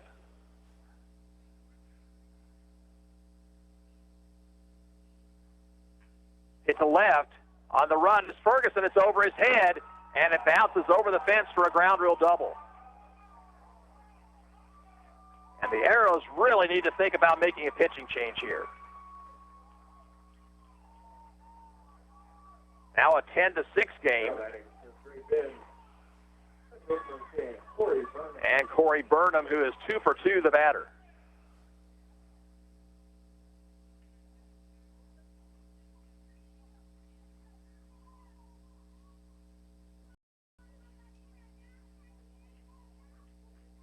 Pitch from Huddleston. Curveball grounded to short. Rankin, long throw across, is in time to retire the side. Great Bend gets 4 runs on 5 hits, 1 Ottawa error, and 1 man left on base. At the end of 4.5 innings of play, the score is now Ottawa 10 and Great Bend 6. And we'll be back after this. You're listening to Arrows Baseball on KOFO.com.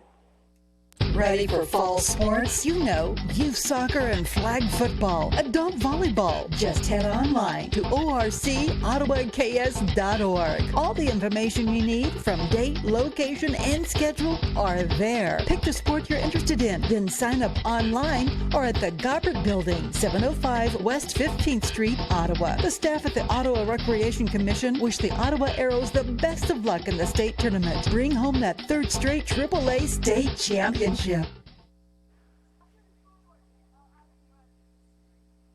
Now a 4-run ball game as Ottawa comes to bat here in their half of the 5th.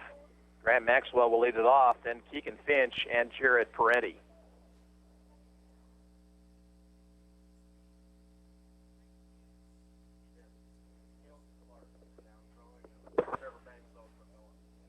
Ottawa has some warm-up action down the left field line.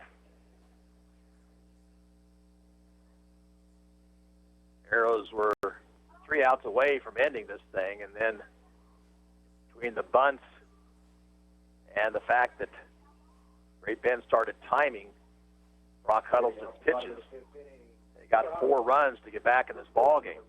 Grant Maxwell will lead it off. He single to right to score Your two locally in the owned third. abstract and Walk title company in the Franklin third. County is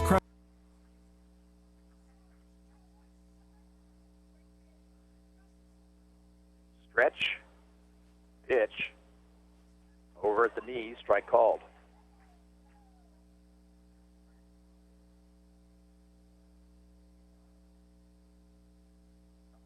Inside, and Maxwell had to scoot out of the way. Sure, his teammates will say he should have worn that one.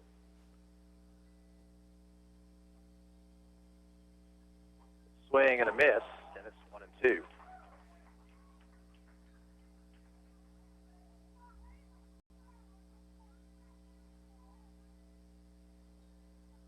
Up over the head of Maxwell, 2 balls, 2 strikes.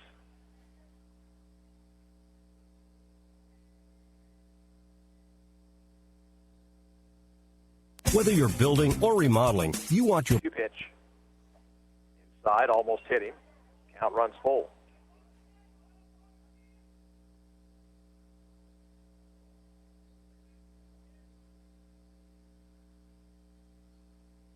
And inside, ball 4.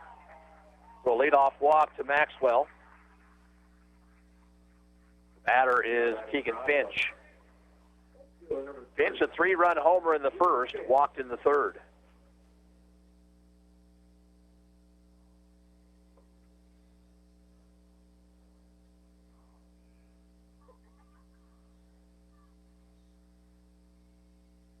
Perry's pitch down at the knee, strike call, late call by the umpire.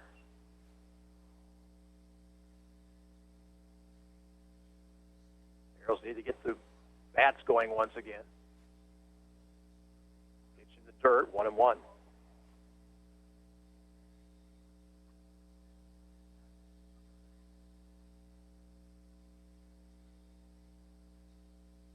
Check of the runner at first, 1-1 to Finch. Down the dirt, it's 2-1.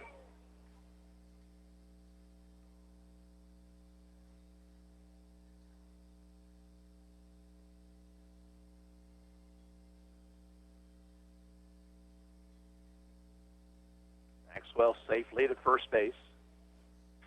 Grounder, base hit left field. Just past the diving Coy Brock. Maxwell will stop at second.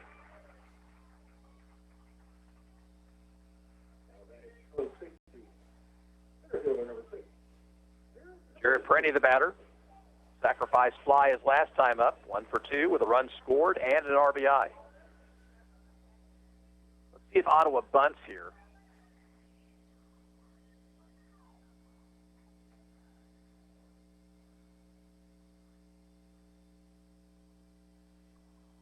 Smith at first base, just a step on the infield grass.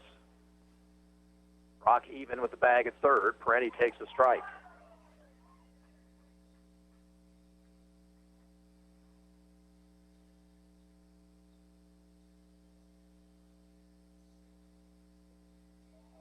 Down low. Count a ball and a strike. 10-6 Ottawa, bottom of the 5th.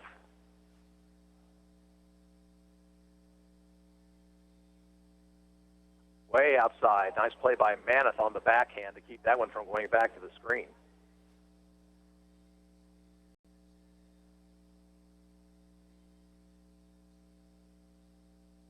Maxwell, the runner at second. Finch at first.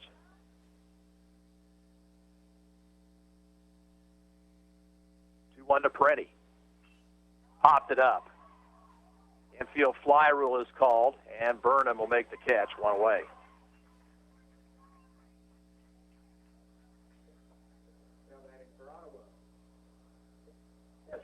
Now Trevor Boehm. Boehm homered in the first, has reached twice on errors. He's scored 3 runs here today.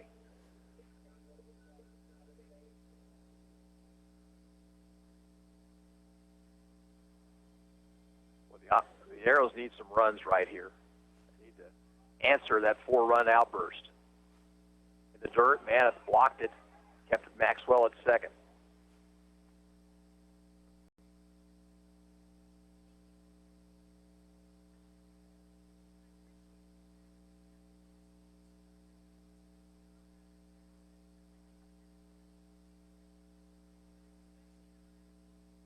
Mary staring in for a sign. 1-0 pitch. Fouled off down the third baseline.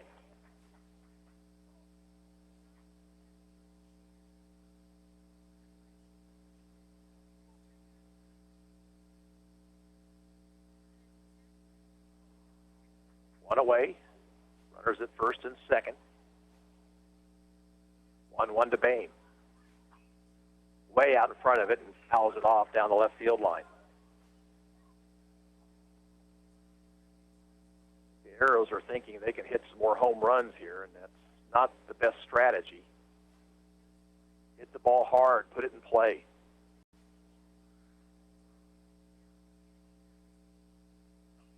And again, Bain way out in front of the pitch, fouls it off. Maneth will go out to have a word with Perry now. And if you're a good catcher right here, you're probably saying, let's try a changeup. This guy's way out in front of everything.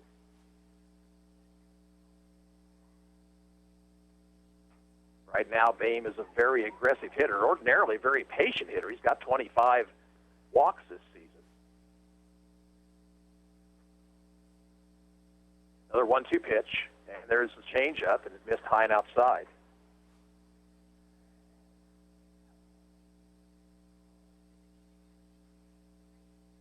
Two and two.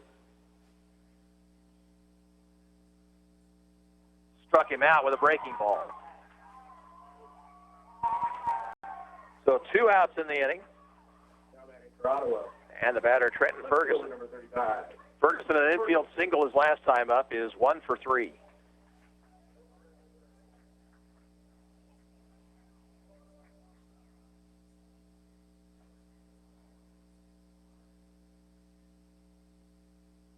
Pitch to Trenton. Breaking ball for a strike. I think Great Bend has the book on Ferguson.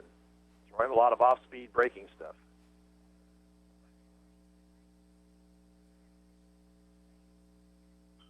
Pops this one into shallow right toward the line. Long run for Perry. He'll get there and make the catch, and that ends the inning. So Ottawa waits first and second, nobody out. No runs, a hit, 2 left on base at the end of 5. Ottawa 10 and Great Bend 6. We're back after this. You're listening to Arrows Baseball on KOFO.com. Your locally owned abstract and title company in Franklin County is Croucher Abstract and Title. Located in the heart of downtown Ottawa, Rod Croucher and his staff are available to serve your abstract and title needs. Stop in today and see them at 324 South Main or call 785-242-3281. Croucher Abstract and Title Company is a proud supporter of area student athletes and wishes the Ottawa Arrows baseball team the best in their pursuit of a third straight state championship. Arrows have a new pitcher. It is right-hander Trevor Bain.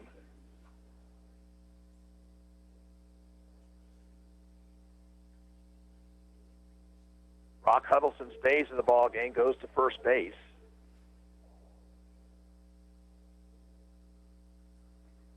And that should mean that Merrick Brown will be behind the plate.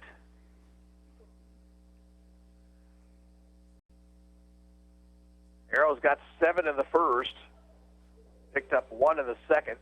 Great Bend got 2 in the third, but Ottawa answered with 2 in their half of the third. Then Great Bend with 4 in the fifth, and that's where we stand here, 10-6.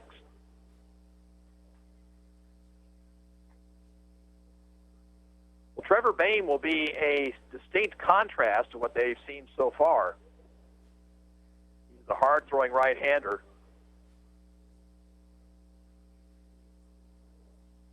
Pitched in Friday's ball game against Chanute.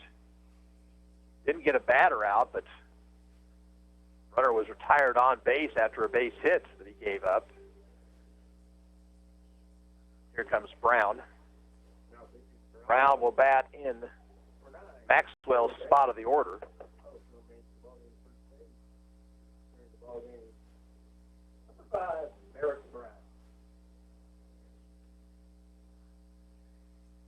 It'll be Kaiser Perry, and Ireland here in the sixth.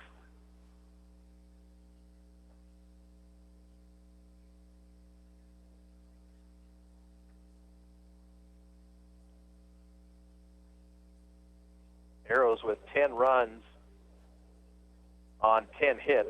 They've committed one error. Great Bend, 6 runs on 9 hits rather, and they have committed 3 errors today. Bryce Kaiser will lead things off. He is grounded out and struck out 0 for 2.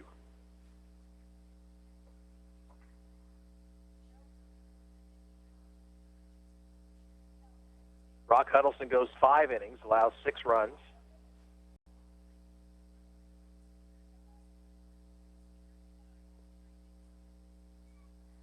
Pitch to Kaiser, fastball high.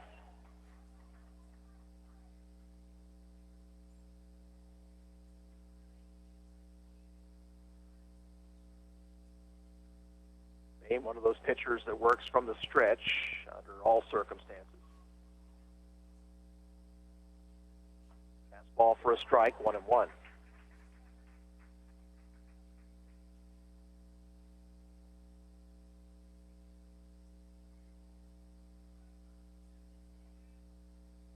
Swing and a miss, or a foul tip, 1-2.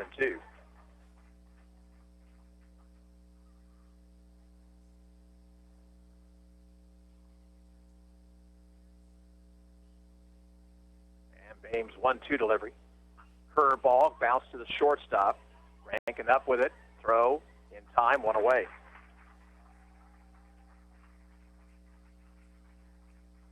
So 1 out, nobody on. Here is Chance Perry, who's been hit by a pitch and singled. He scored a couple of runs.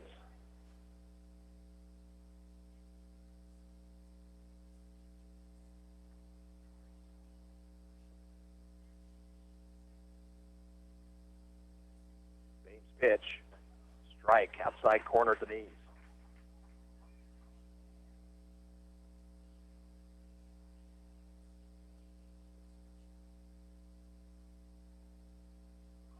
Curveball, bunted back toward the mound. Bames got it, throw to first, 2 outs.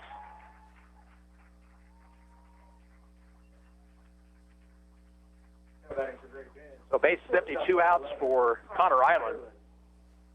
Ireland a bunt single his last time up. He's also walked. He scored a run.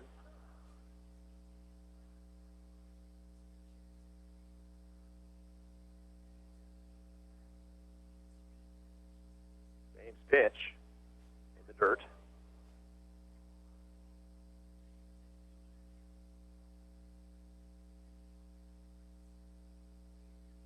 One to know to the Chiefs shortstop.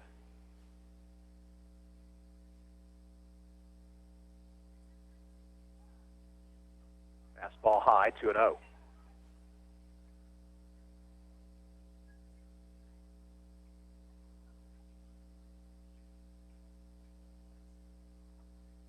Outside.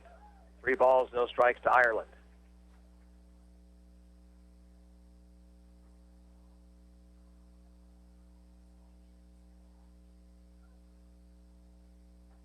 Fastball right through there. Ireland taking all the way.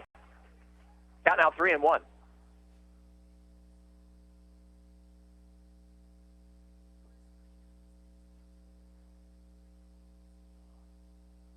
Ball 4 low.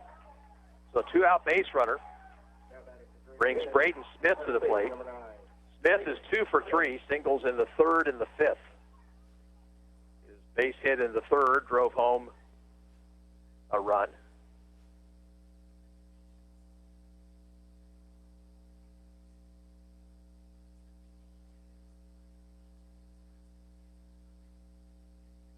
Stretched by Bain. Pitch to Smith. Down the dirt. Nice stop by Brown. He'll throw behind the runner, but Ireland is back. 10-6. Ottawa with the lead. 2 outs here in the top half of the 6th inning. 1 to know the count to Braden Smith.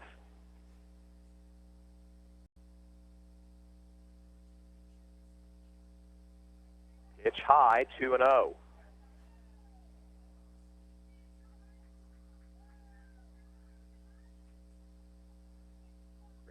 bench trying to root their team on here. There's a strike, 2-1.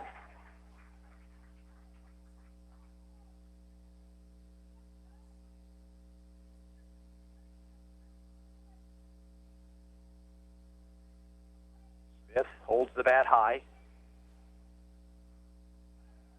Bluff move to first.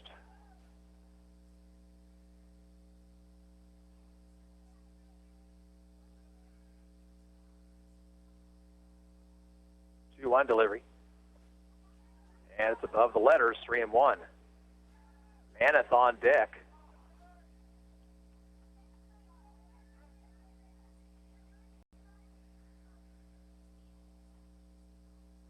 Stretch.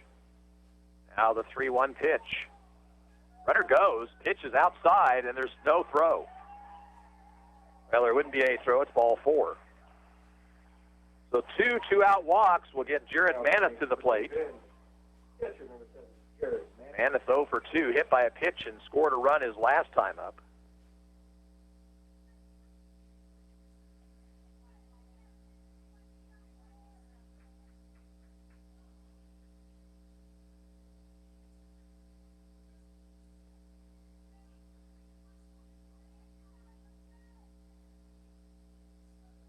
Stretch by Bain. Maneth, fastball high. And Bain struggling with his control.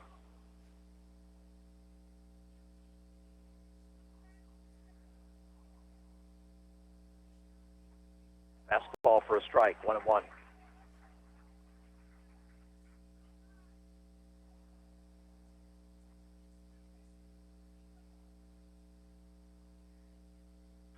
Popped it up.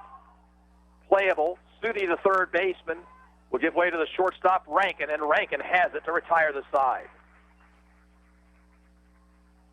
No runs, no hits, no errors, and 2 left on base. We'll go to the bottom of the 6th, still Ottawa 10, and Great Bend 6. We're back after this. You're listening to Arrows Baseball on KOFO.com. Try explaining the way we do things in Kansas to someone from New York or Boston. They'll look at you as if you lost your mind. So why would you trust your money with a financial institution that not only doesn't understand our lifestyle, but doesn't care? Luckily for us, there's Kansas State Bank. Community people you know. Kansas State Bank can handle all your banking needs. Checking, savings, and retirement accounts, Visa check cards, and so much more. Call 785-242-3600 and talk to an authentic Kansan today. Kansas State Bank, proud supporter of Ottawa American Legion Baseball as the Arrows head for their 3rd straight AAA state championship. Arrows looking for some insurance as they come to bat here in the bottom of the 6th inning. Send to the plate the middle third of the order, Sudi, Rankin, and Lamar. Logan Perry on in relief for the starting pitcher, Braden Smith.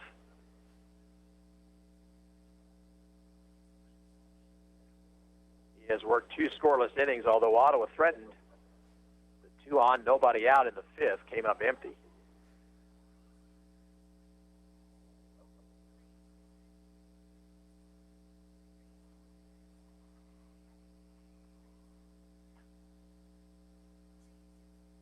Arrows with 7 in the 1st. That's the difference in this ball game.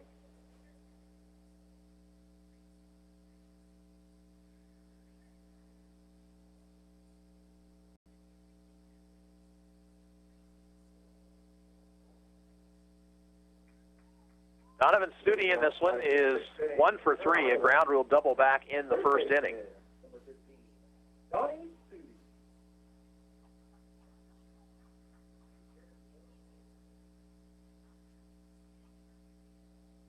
Not face Perry here today. First pitch is hit into right center field. The long run for the fielders, and it'll be the center fielder Kaiser to make the running catch. 1 out, nobody on for Dalton Rankin.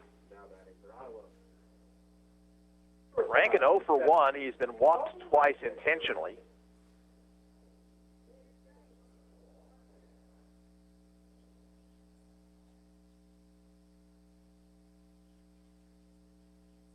Harry's pitch, breaking ball outside.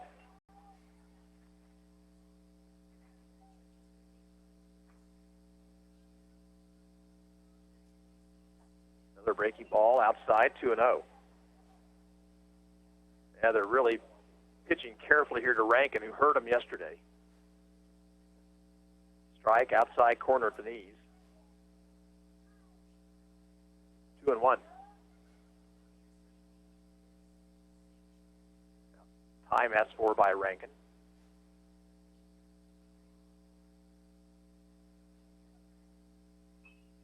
Popped up. First baseman Smith drifts under it and has it 2 down. You can see that the arrows are swinging for the fences because there's a great number of fly balls here over the last several innings. Now Owen Lamar. Owen is 2 for 3. Drove home a run with a single in the second, single to left in the fourth.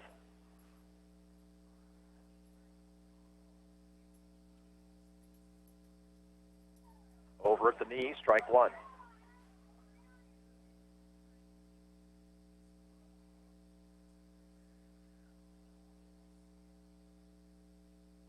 Went around on a pitch down in the dirt, 1-1.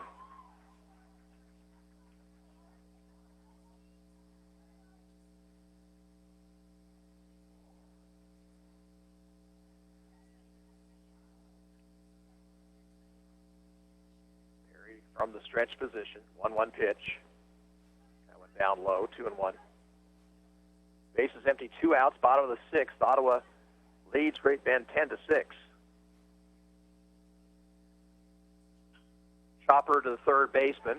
Brock has it and throws out Lamar. Ottawa goes in order here in the sixth. We'll go to the seventh. Ottawa 10, Great Bend 6, and we're back after this. This is Arrows Baseball on KOFO.com.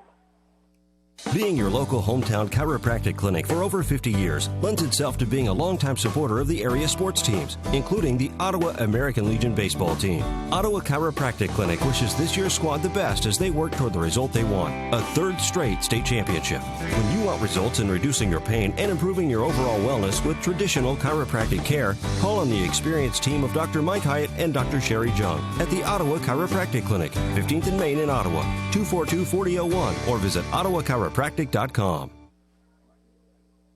Top of the seventh for Great Bend, the middle third of the order, Logan Perry, Coy Brock, and Peyton Mahler. Trevor Boehm got the first 2 outs in the sixth, then walked 2, but got Jared Maneth on a pop to the shortstop.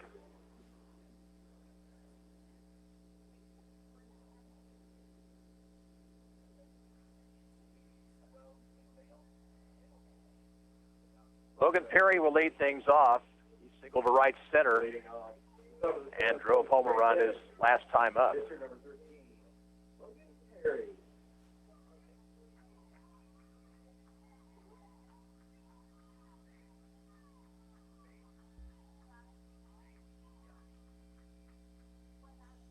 Ottawa corner infielders meeting there with Boehm, giving him a word of encouragement as Perry stands in.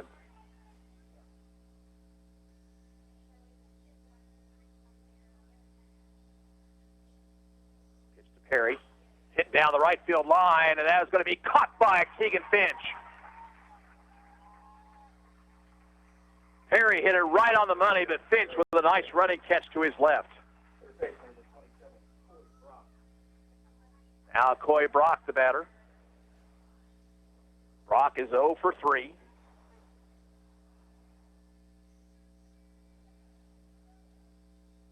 Stretch. Pitch. Swing and a miss.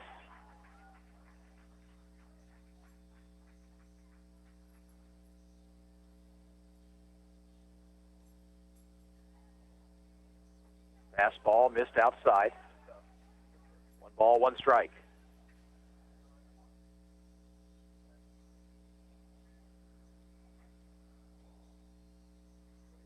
Down too low. It's 2-1 to Brock.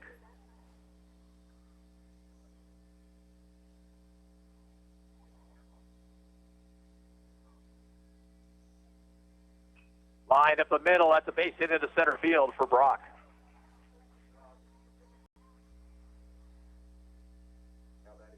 So with 1 out, Peyton Mahler, the batter. Mahler is 2 for 3. A bunt single in the fourth, and a ground rule double to left in the fifth.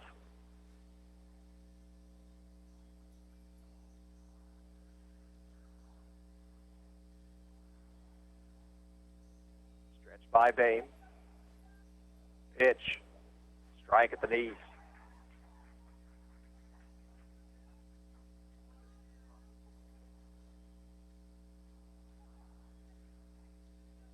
Stretch by the right-hander. One delivery. Strike two call with a fastball. Ball rolling away from Brown, but down 4 runs. Brock not going anywhere.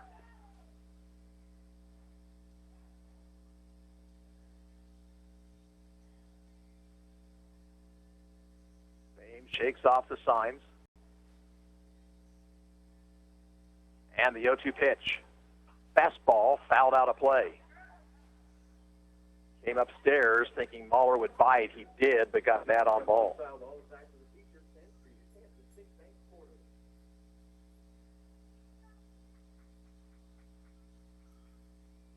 Runner leads away from first.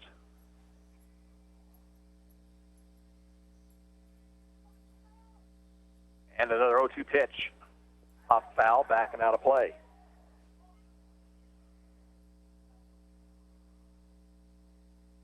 We're in the top of the 7th, 1 out, 1 on, 10-6 Ottawa.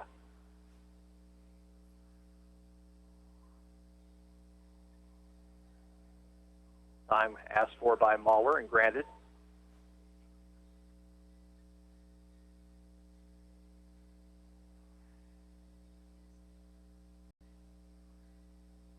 Another 0-2 pitch. Swung on and missed, strike 3. Good breaking ball by Bame, and there's 2 outs.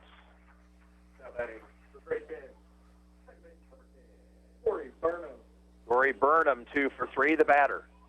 Brock Huddleston, about 2 words to Trevor Bame. And then back over to first base.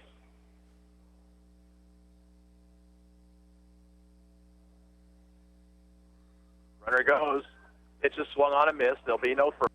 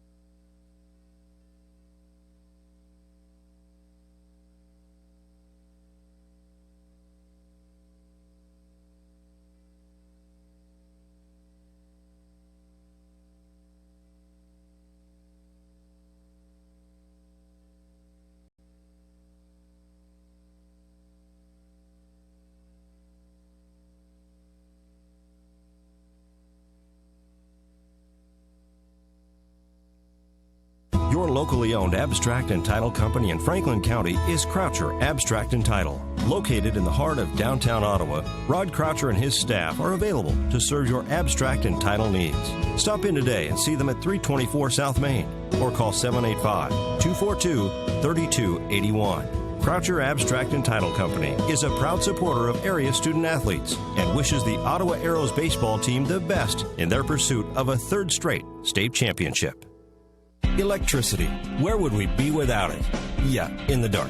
But Advantage Electric is there to light up your world. Whether it's service or repair, you'll always get a free estimate and a friendly technician. Here's Advantage Electric owner Eric Crowley. What we enjoy is working with people in our community because we see them everywhere we go. It's Not like, we go to your house and we take care of your electrical issue and then we don't talk to you or see you ever again. So it's a personal connection that we have with you. Advantage Electric, 229 North Main. Call 418-1218. From work life to nightlife, from home to the road, your day can take you anywhere. These fast-paced times call for Wrangler Advanced Comfort jeans. Advanced Comfort is designed to keep up with you, no matter where you go or what you're doing. They're made with 20% stronger denim and 4-way flex technology that moves with you. Wrangler Advanced Comfort. Go anywhere, look great, and be comfortable. Wrangler Advanced Comfort jeans. Try on a pair today. There's people who care where I'm going, and good friends who welcome me home. So get a full tank of freedom, drive the American road. And with a full tank of freedom, find your own highway, we'll take you wherever you go. Marathon, fueling the American spirit. Your locally owned abstract and title company in Franklin County is Croucher Abstract and Title. Located in the heart of downtown Ottawa, Rod Croucher and his staff are available to serve your abstract and title needs. Stop in today and see them at 324 South Main or call 785-242-3281. Croucher Abstract and Title Company is a proud supporter of area student athletes and wishes the Ottawa Arrows baseball team the best in their pursuit of a third straight state championship. Well, the Ottawa Arrows have won their third consecutive Class AAA American Legion State Baseball Championship, beating Great Bend here today 10-6. The Arrows go all the way through the losers bracket to pick up the win. They lost their opening game to the Hayes Eagles, came back, beat Arc City, Nickerson, Chanute, Hayes, and Great Bend twice to take home the crown. And Brian Long has twice now been doused with water. The Arrows will move on now to the Mid-South Regional. It'll be played next week in New Orleans. I believe they'll probably leave tomorrow, it would be my guess, although I'm not sure about that. And I don't know if they're actually going to be driving or if they're flying. Most likely driving is possible, I would imagine. Although the Legion sometimes will fly teams in those situations. And it will be flying. Okay, so that's good to know. So our congratulations going out to the Arrows. By the way, welcome to the Advantage Electric postgame show here on KOFO. I want to thank all of our sponsors throughout the season, as a matter of fact, for their fine support. Ottawa really won this ball game in the first inning. After Great Bend went out in order against Brock Huddleston, the Arrows scored 7 times. Jared Perenni led off with a single to left, and then Trevor Boehm on a 2-1 pitch homered to left field, and Ottawa never trailed. Then Donnie Sudi with 1 out doubled. Great Bend elected to walk Dalton Rankin intentionally. Then after Lamar flied out to center field, Brock Huddleston dumped a single down the right field line. Grant Maxwell singled to right for 2 runs, and Keegan Finch hit a 3-run homer. Ottawa tacked on another run in the second. It was unearned, with an RBI going to Lamar on a single after they walked Rankin intentionally. Great Bend got 2 runs in their half of the third inning. With 2 outs, Chance Perry was hit by a pitch. Connor Ireland was walked, and then Braden Smith dumped a ball down the left field line that Dalton Rankin couldn't quite handle on a dive. 1 run scored, then another run scored when interference was called. But the Arrows got those 2 runs back in the third. A couple of walks, a stolen base, a sacrifice fly, and an error, allowing the runs to score. Stayed that way until the 5th, and Great Bend tried to climb back into it. They scored 4 runs to make it 10-6, but Trevor Boehm was able to shut the door in the 6th and 7th, and the Arrows, 3-time state AAA American Legion champions, here this afternoon, winning it by the final score of 10-6.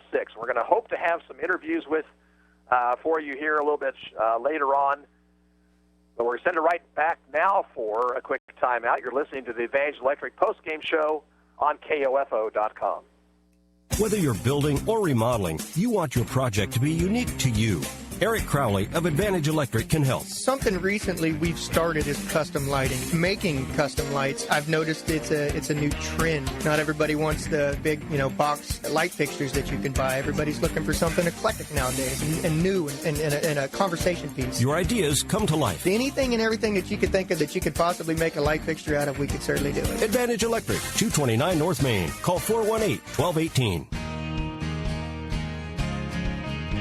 There's people who care where I'm going, and good friends who welcome me home. So get a full tank of freedom, drive the American road. And with a full tank of freedom, find your own highway, we'll take you wherever you go. Marathon, fueling the American spirit. The key to success?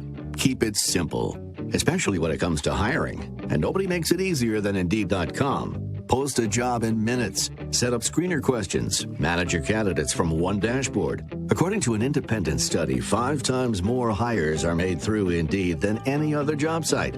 New users claim your $50 credit to post a sponsored job at Indeed.com/credit. Indeed, the world's #1 job site. Terms, conditions, and quality standards apply.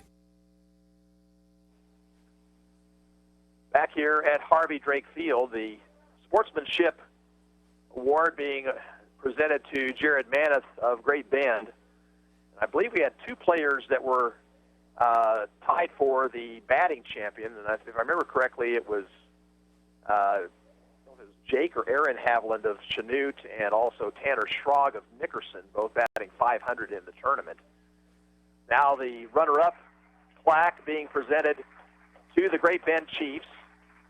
Fine season for them. They finish at 23-14, second place in Class AAA State. And now the plaque and the medals will be presented to the Ottawa Arrows, who went 6-0 after losing their first game in the tournament to the Hayes Eagles on Wednesday night.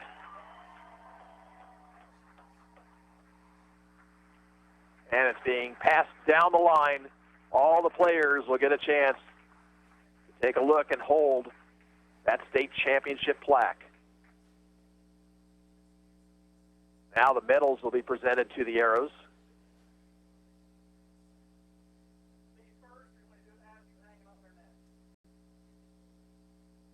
And they'll do this presentation.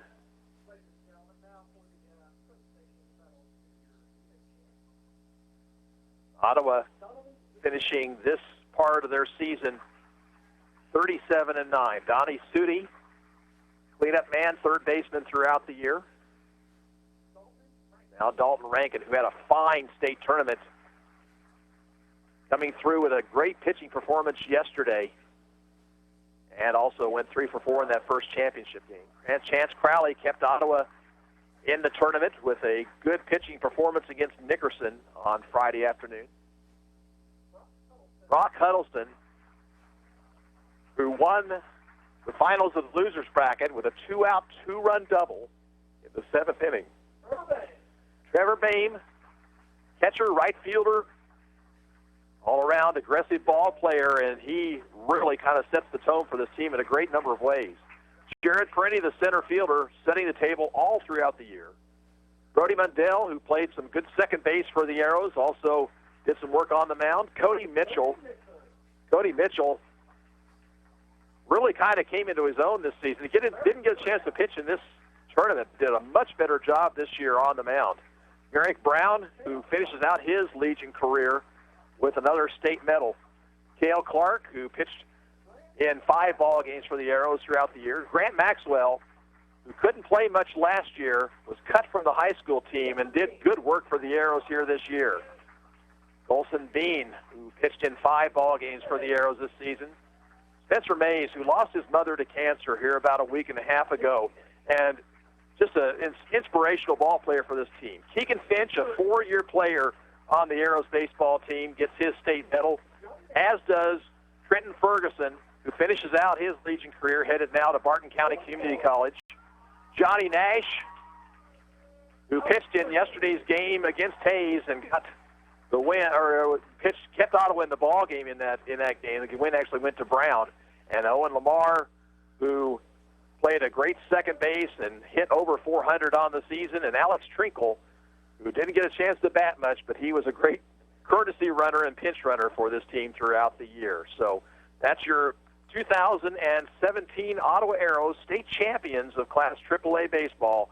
They win it here today by the score of 10-6 over the Great Bend Chiefs, and they will now advance on to the Mid-South Regional to be played next week out in New Orleans, Louisiana. And the winner of that tournament will move on to the American Legion World Series that next week. Ottawa has been twice to this regional, and they have not won a game yet, so we look forward to them bringing back even more hardware. We should also mention that, and I'm not sure what this award is, but Trenton Ferguson picking up an award for Ottawa. He is the American Legion Scholar, or one of the American Legion Scholars. They give a number of scholarship awards out, and Trenton has been awarded one of those awards, and that is quite an honor.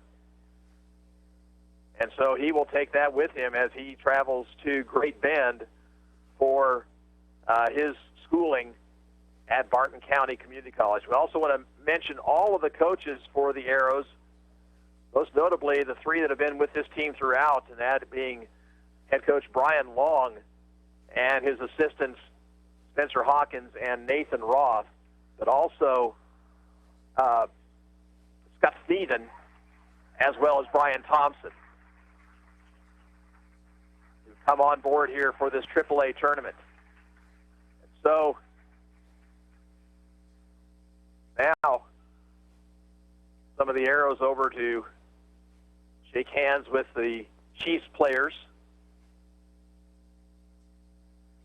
Jared Maneth holding that sportsmanship plaque, and well-deserved. We saw that throughout the course of the tournament when we watched Great Bend play. This guy is a class act. There's a number of Arrows that are as well. In fact, I would say probably you could say that about the whole baseball team. But Jared Maneth really kind of stood out amongst everybody else. So now it'll be picture time as all of the parents are out on the field and getting pictures taken. Hugs all around for everybody involved. We hope to have some of the players and coaches come up here in just a little bit to talk with us about the experience.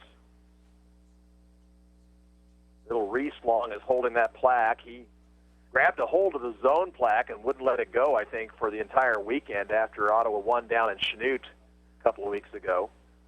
So I think he believes that is his own personal property. And now he'll be picked up by Brock Huddleston, who is wearing his state medal and carried back toward the dugout. So I think what we're going to do right here is we're going to take a quick break. Now, we may not have any interviews right away, but we'll talk a little bit more about this tournament and then hopefully get some of the players and coaches up here to speak to us about the experience. Again, Ottawa wins the state championship for the third consecutive year. They beat Great Bend here this morning 10-6, and we're back after this. You're listening to Ottawa Arrows Baseball on KOFO.com. Ready for fall sports? You know, youth soccer and flag football, adult volleyball. Just head online to orcottawaks.org. All the information you need from date, location, and schedule are there. Pick the sport you're interested in, then sign up online or at the Gobbert Building, 705 West 15th Street, Ottawa. The staff at the Ottawa Recreation Commission wish the Ottawa Arrows the best of luck in the state tournament. Bring home that third straight AAA state championship. Being your local hometown chiropractic clinic for over 50 years lends itself to being a longtime supporter of the area sports teams, including the Ottawa American Legion baseball team. Ottawa Chiropractic Clinic wishes this year's squad the best as they work toward the result they want, a third straight state championship. When you want results in reducing your pain and improving your overall wellness with traditional chiropractic care, call on the experienced team of Dr. Mike Hyatt and Dr. Sherry Jung at the Ottawa Chiropractic Clinic, 15th and Main in Ottawa. 242-4001 or visit ottawachiropractic.com. And back here at Harvey Drake Field, your Ottawa Arrows, 3-time state champions of Class AAA baseball, kind of milling around down there over by their dugout.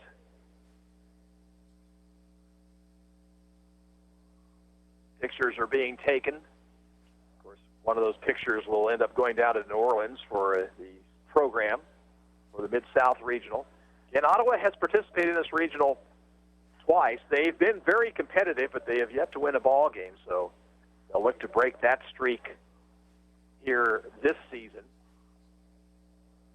Again, the last time that any AAA team went back-to-back-to-back was Lawrence, and I believe the last year for that was in 2004 or 2006, not sure which.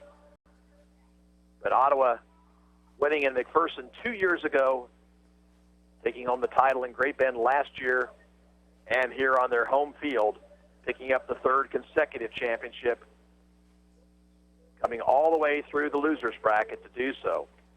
Arrows lost their opener to the Hayes Eagles 7-4 on Wednesday night, so they had to play Arc City in an elimination ball game on Thursday. They won that one 5-0 behind the 4-hit pitching of Trenton Ferguson. Then they beat the Nickerson Panthers 5-2. Chance Crowley went the first 6 innings in that ball game to pick up the win. Against Chanute on Friday night, they took home a 5-2 victory, and it was Jared Perenni going 6 2/3 and allowing no earned runs. So the Arrows pitching through that middle part of the tournament especially was extremely good. They took on Hayes once again in the losers bracket finals on Saturday morning, won that ball game 6-5 as Brock Huddleston with a walk-off, 2-out, 2-run double in the 7th inning for the win. And then yesterday afternoon, they won the first championship game 9-1 over Great Bend. Dalton Rankin with a 4-hitter on the mound also drove home 4 runs with a double and a homer. And here today, the Arrows getting the job done with 7 runs in the first and then holding on for the 10-6 victory. And it was Trevor Boehm with a 2-run shot in the bottom of the first. Graham Maxwell with a 2-out, 2-run single, and then Keegan Finch going yard, a 3-run blast. And Ottawa never trailed in the ball game after that. Although Great Bend, give them credit, they made it a game. They got back within 4, but Trevor Boehm was able to shut the door to pick up the save. Taking a look at the line score, by the way, in this ball game, 10 runs, 10 hits, 2 errors, 5 left for the Arrows, 6 runs on 9 hits, 3 errors, and 7 left on base for Great Bend. The winning pitcher was Brock Huddleston. He is 3-1 on the season, with Trevor Boehm picking up his first save, and the losing pitcher, Braden Smith, for the Great Bend Chiefs. And now we're going to have Ryan Long join us up here in the booth. And, Coach, nothing like a three-peat, I guess, right? I don't know. It hasn't sunk in yet, that's for sure. What was the mood like here this morning? I mean, these guys came out, and they were just on fire from the word go. We were loose. You know, when you've been here, been in this game before,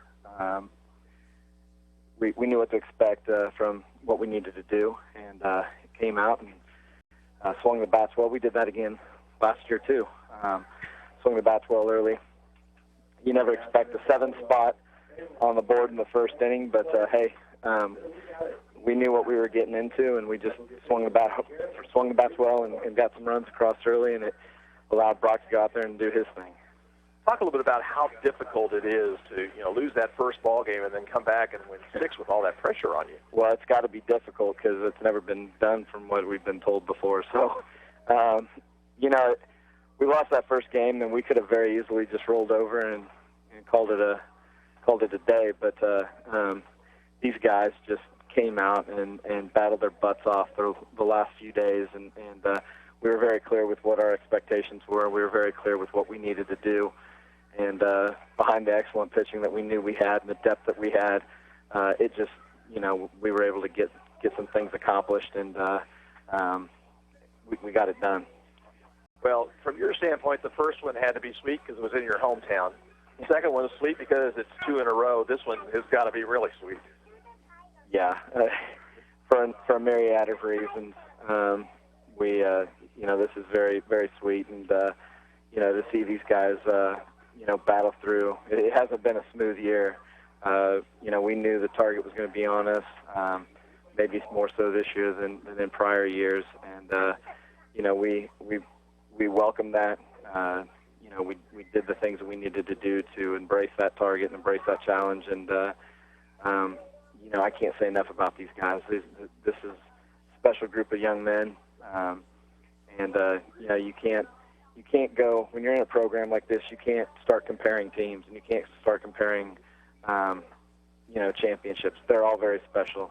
This was number 7 for this program, for this town, for this community, and this organization. And I don't care. I don't care what anybody says. It's one of those situations that we're so proud to represent this town and this community. And I'm seeing all these guys in red out here, and everybody's smiling, and that's a great thing. And we united too with Paola coming. A lot of the Paola kids coming over today or this year too. So that's a great feeling. Well, Coach, go enjoy it for a little while. We want to talk to some of the players too. So yes, congratulations. Sir. All right, thanks, Gary.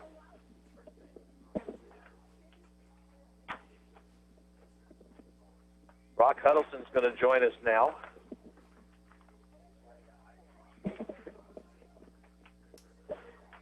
Brock, I don't know exactly what to say.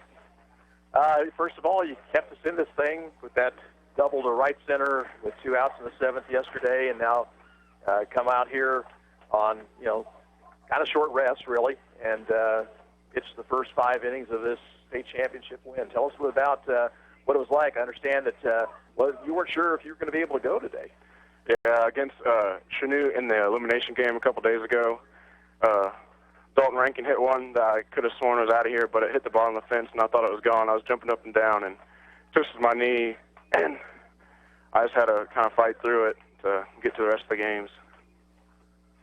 Out on the mound today, it looked like you were just in a zone there for the first 4 innings of the ball game, just kind of mixing those pitches up and keeping them off balance, and that's kind of what you do, isn't it? Yeah, I usually throw a little harder, but I wasn't trying to put a whole lot of pressure on my left leg because that was the one I kind of messed up, so I was trying to take a little off of it and try to hit my spots, and I was doing it good for the first couple innings, and then I started missing, and they started hitting me pretty hard in the 4th inning, I think it was.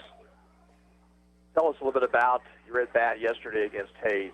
You come up with runners at 1st and 3rd. Arrows really had kind of gotten a break on what could have been a double play ball to end your season, and then then you just, I think it was the first pitch, wasn't it? Yes, it was. The first pitch, you got something you liked, right? Mm-hmm. I'm an early count hitter. I like to jump on fastballs early in the count, and I saw a pitch right in my zone and just kind of drove it and watched Owen run around the bases. He was flying there for a second. Now, last year, of course, you missed all this and with the injury, and it's got to be really sweet for you to come back and be a big part of this state championship. Yeah, last year I couldn't play. I was there every game last year, but it was kind of tough sitting out, but it was fun to watch them go out and win a state championship, and it was real nice to be a part of it and be able to play this year. Steve Queen said this morning, we were talking about the weather and how nice it was, and, he said he believed your granddad was up there kind of directing the weather. Her grandfather, Pete Searfoss, a big part of this program for so many years, and I know this has got to be a nice win for you for that reason as well, because you wear the name on the shirt. Yeah, it meant a lot. Before I pitched on the mound today, I went on the back and drew Pete in the dirt, because I know he's always with us out there, rooting us on. Well, Brock, thank you. Go enjoy yourself. Try not to tweak that knee again, okay? I'll keep it healthy. Congratulations. Thank you. Keegan Finch joins us now. Keegan, a 4-year player on this team.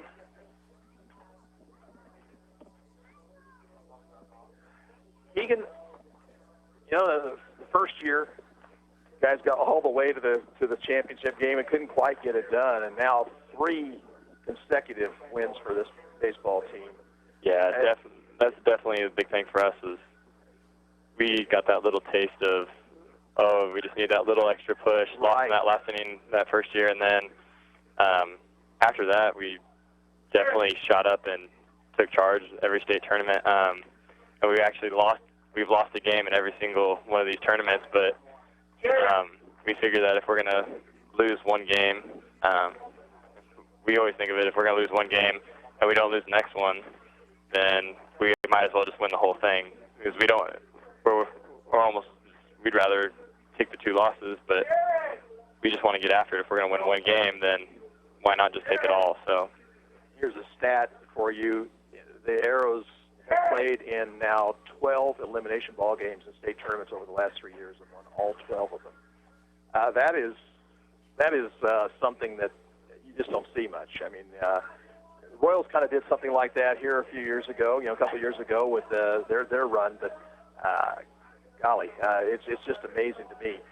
You were asked to take a little bit different role here on this team this year, moved out to the outfield for a good portion of the season. What was that switch like for you? For me, it's pretty easy, actually. I've always kind of just enjoyed playing different positions other than just the infield, and so being needed in the outfield is pretty easy. Once I said, hey, put Owen at second and keep ranking at shortstop once Donnie got back, and I was all for it. Just move out the outfield, do my job, keep my part in the team. I mean, really all that matters is just doing my part. I've enjoyed playing in the outfield, definitely something different, and I think I've played the role fairly well for best I can. Made a nice running catch out there in right field in the 7th on a ball that was pretty well smoked. Yeah, it was hit pretty hard. It was tailing away from me pretty hard, actually. Definitely caught me off guard, but luckily I was able to get in this position and catch the ball. Well, Keegan, let's go to New Orleans and win a few ball games down there, okay? Yeah, sounds good to me. Congratulations. Thank you. Joined now by Donnie Sudi, Arrow's 3rd baseman. Congratulations, first of all, Donnie. Thank you. Great season. Talk a little bit about what it was like for you and your Paola teammates coming over here and joining this ball club. I think at first it was quite an adjustment to start off with, but once we started playing the games and getting to know the fellas, it was a lot of fun. We really clicked together, got a lot of relationships, grown a lot of relationships with these guys, and it's just a lot of fun. It's a good summer. The Legion program, to me, you end up meeting a lot of guys on other teams. You guys seem to have a rapport with a lot of these other players as well. I know sometimes because you've played against them in other sports and things like that. But we've played against them for years, and we just had a lot of talent between the both of us. And I think finally putting them together, it's a lot of fun. We have a lot of potential, and I think we still can go a lot farther. You're the cleanup man on this ball club, but really pretty much up and down 1 to 9. Anybody can do the job offensively for this ball club, can't they? Oh, absolutely. I think 1 through 9, if we're all clicking, we can put up a lot of runs every game, and everyone 1 through 9 is always a threat, so it's a lot of fun. So what's it going to be like for you heading on down to New Orleans for this upcoming tournament? I think it's going to be a lot of fun. We got to focus on just winning the next ball game, every pitch, every at-bat, just focus. And, things aren't going to go our way all the time, but we just got to stay focused and go on. I think we have a lot of potential. We can do it. What's been your best moment here so far, besides this, of course? Besides this, I'd say, I really can't think of anything. There's really not any games that I don't enjoy. I just look forward to coming playing with them. Well, Donnie, congratulations on a great year. Good luck, by the way, with during your schooling as well. Awesome, thank you. And we look forward to talking to you again. Awesome, thank you. And we're joined now by Trenton Ferguson. Trenton playing for his third consecutive championship team. Trenton team got down after that first ball game, and you were asked to come out and do the job on the mound, and did that. That kind of got everything going in the right direction, I think. Would you say that was probably a fair statement? Yeah. I was just went out there and did my job, pitching in college next year, and so yeah, I'm ready for anything here, and I think the guys hitting in that game too, just really holding them to nothing and scoring, just really turned it around and gave us a lot of faith that we could do this thing. You know, the new pitching rules made it to where you lost a lot of these pitchers, but you still had somebody there with an arm that was able to get the job done, and it's kind of been that way the entire season, hasn't it? Yeah, we have a lot of pitching. You know, even if they're not pitchers, we have good arms, and they're able to throw a lot of strikes. So, I mean, we have a lot of talent here, and we can really go deep in the tournament. So that's a good thing. I like the way that this outfield has played throughout the season. You've got a lot of speed out there. You can track balls down. The catch that Perenni made out there in center field today was a big one. He's really fast. You've made some fine catches yourself out there. We got lots of speed. Yeah, it's kind of nice to have. It is. It's really nice. So, last 2 years down in Arkansas, you guys went down there. You competed well, but you just didn't get that win. Yeah. What's going to be the mindset there for this year as far as getting that over the hump? Yeah, this year we've already been there twice, and we've lost out twice, and I think the first 2 years, since it was the first 2 years we've been winning it, we've just had the mindset that we've won state, that's good enough, but this year we really want more. So we're going to go there with the mindset we want to win. So. Okay. Yeah. Well, I want to wish you the best of luck out at Martin County. And, thank you. Good luck next week. I wish I could be there, but thanks for talking. Circumstances don't allow it. Thanks for coming by and talking. Thank you. Yeah. Oh, absolutely. Grant Maxwell is going to get a chance to talk on the radio now. Not sure that's necessarily a good idea, but we'll give him an opportunity. Grant, you were part of the team last year, but were injured a good portion of the summer, and just didn't get a chance to contribute a whole lot. And this year, able to come out here and be a big contributor. Tell us what that was like, kind of switching gears and really getting into the swing of things. Well, it was kind of demoralizing, honestly, because last year I didn't get to play too much, and this summer I didn't think I'd be too hot off the bench, and not really off the bench, but like as a teammate. But I came out and all my guys had my back, and that's what honestly helped me the most is the support from our guys. Well, you started off early and you hit the ball really well, and I think you kind of made people notice you and say, you know what, this is definitely an option here for the Arrows. And, of course, Hud is a good first baseman. You're a good first baseman. Don't lose anything to speak of defensively either way. And you hit the ball, stung the ball well, and that two-run single in the first inning today was a big one. Yeah. It felt good coming off the bat, and it felt good as we got an early lead on this team to get up and jump on their back. So I think that, we just had the momentum early, so that kind of carried over to my bat, and it's what's done all season for us, honestly. It's carried 1 through 9 is solid. As you could tell from Keegan, hit the home run right after me. Right. You facing the left-hander, and he thought he could get you out with some breaking pitches, and I think you were just right on top of both of them, weren't they? Yeah, they didn't really break too much, but the kind of the speed we used to seeing everybody's ace all year, and they throw speed, so I think that kind of threw us off a little bit, but to get back on our back foot and hold on the ball it was really important for us, I think. Well, everybody's out there in center field. I don't want to keep you from that too awful long. Thanks for coming by and talking with us, Grant, and congratulations, and good luck next week. Thank you. And I think that's about all we're going to have here as everybody's kind of out there in center field. They're probably talking about what the circumstances are for the trip to New Orleans. Again, it's our understanding they'll be traveling by plane down there, probably leaving tomorrow or Tuesday. And we'll be down there one way or the other to bring you that action. Unfortunately, I'm not able to do so, but I will be there in spirit with the team as well. They finished this part of their season 37-9. They beat Great Bend here by the score of 10-6 to take home their third consecutive state championship. And this is Gary Bateman saying so long from Harvey Drake Field and Orlis Cox Sports Complex.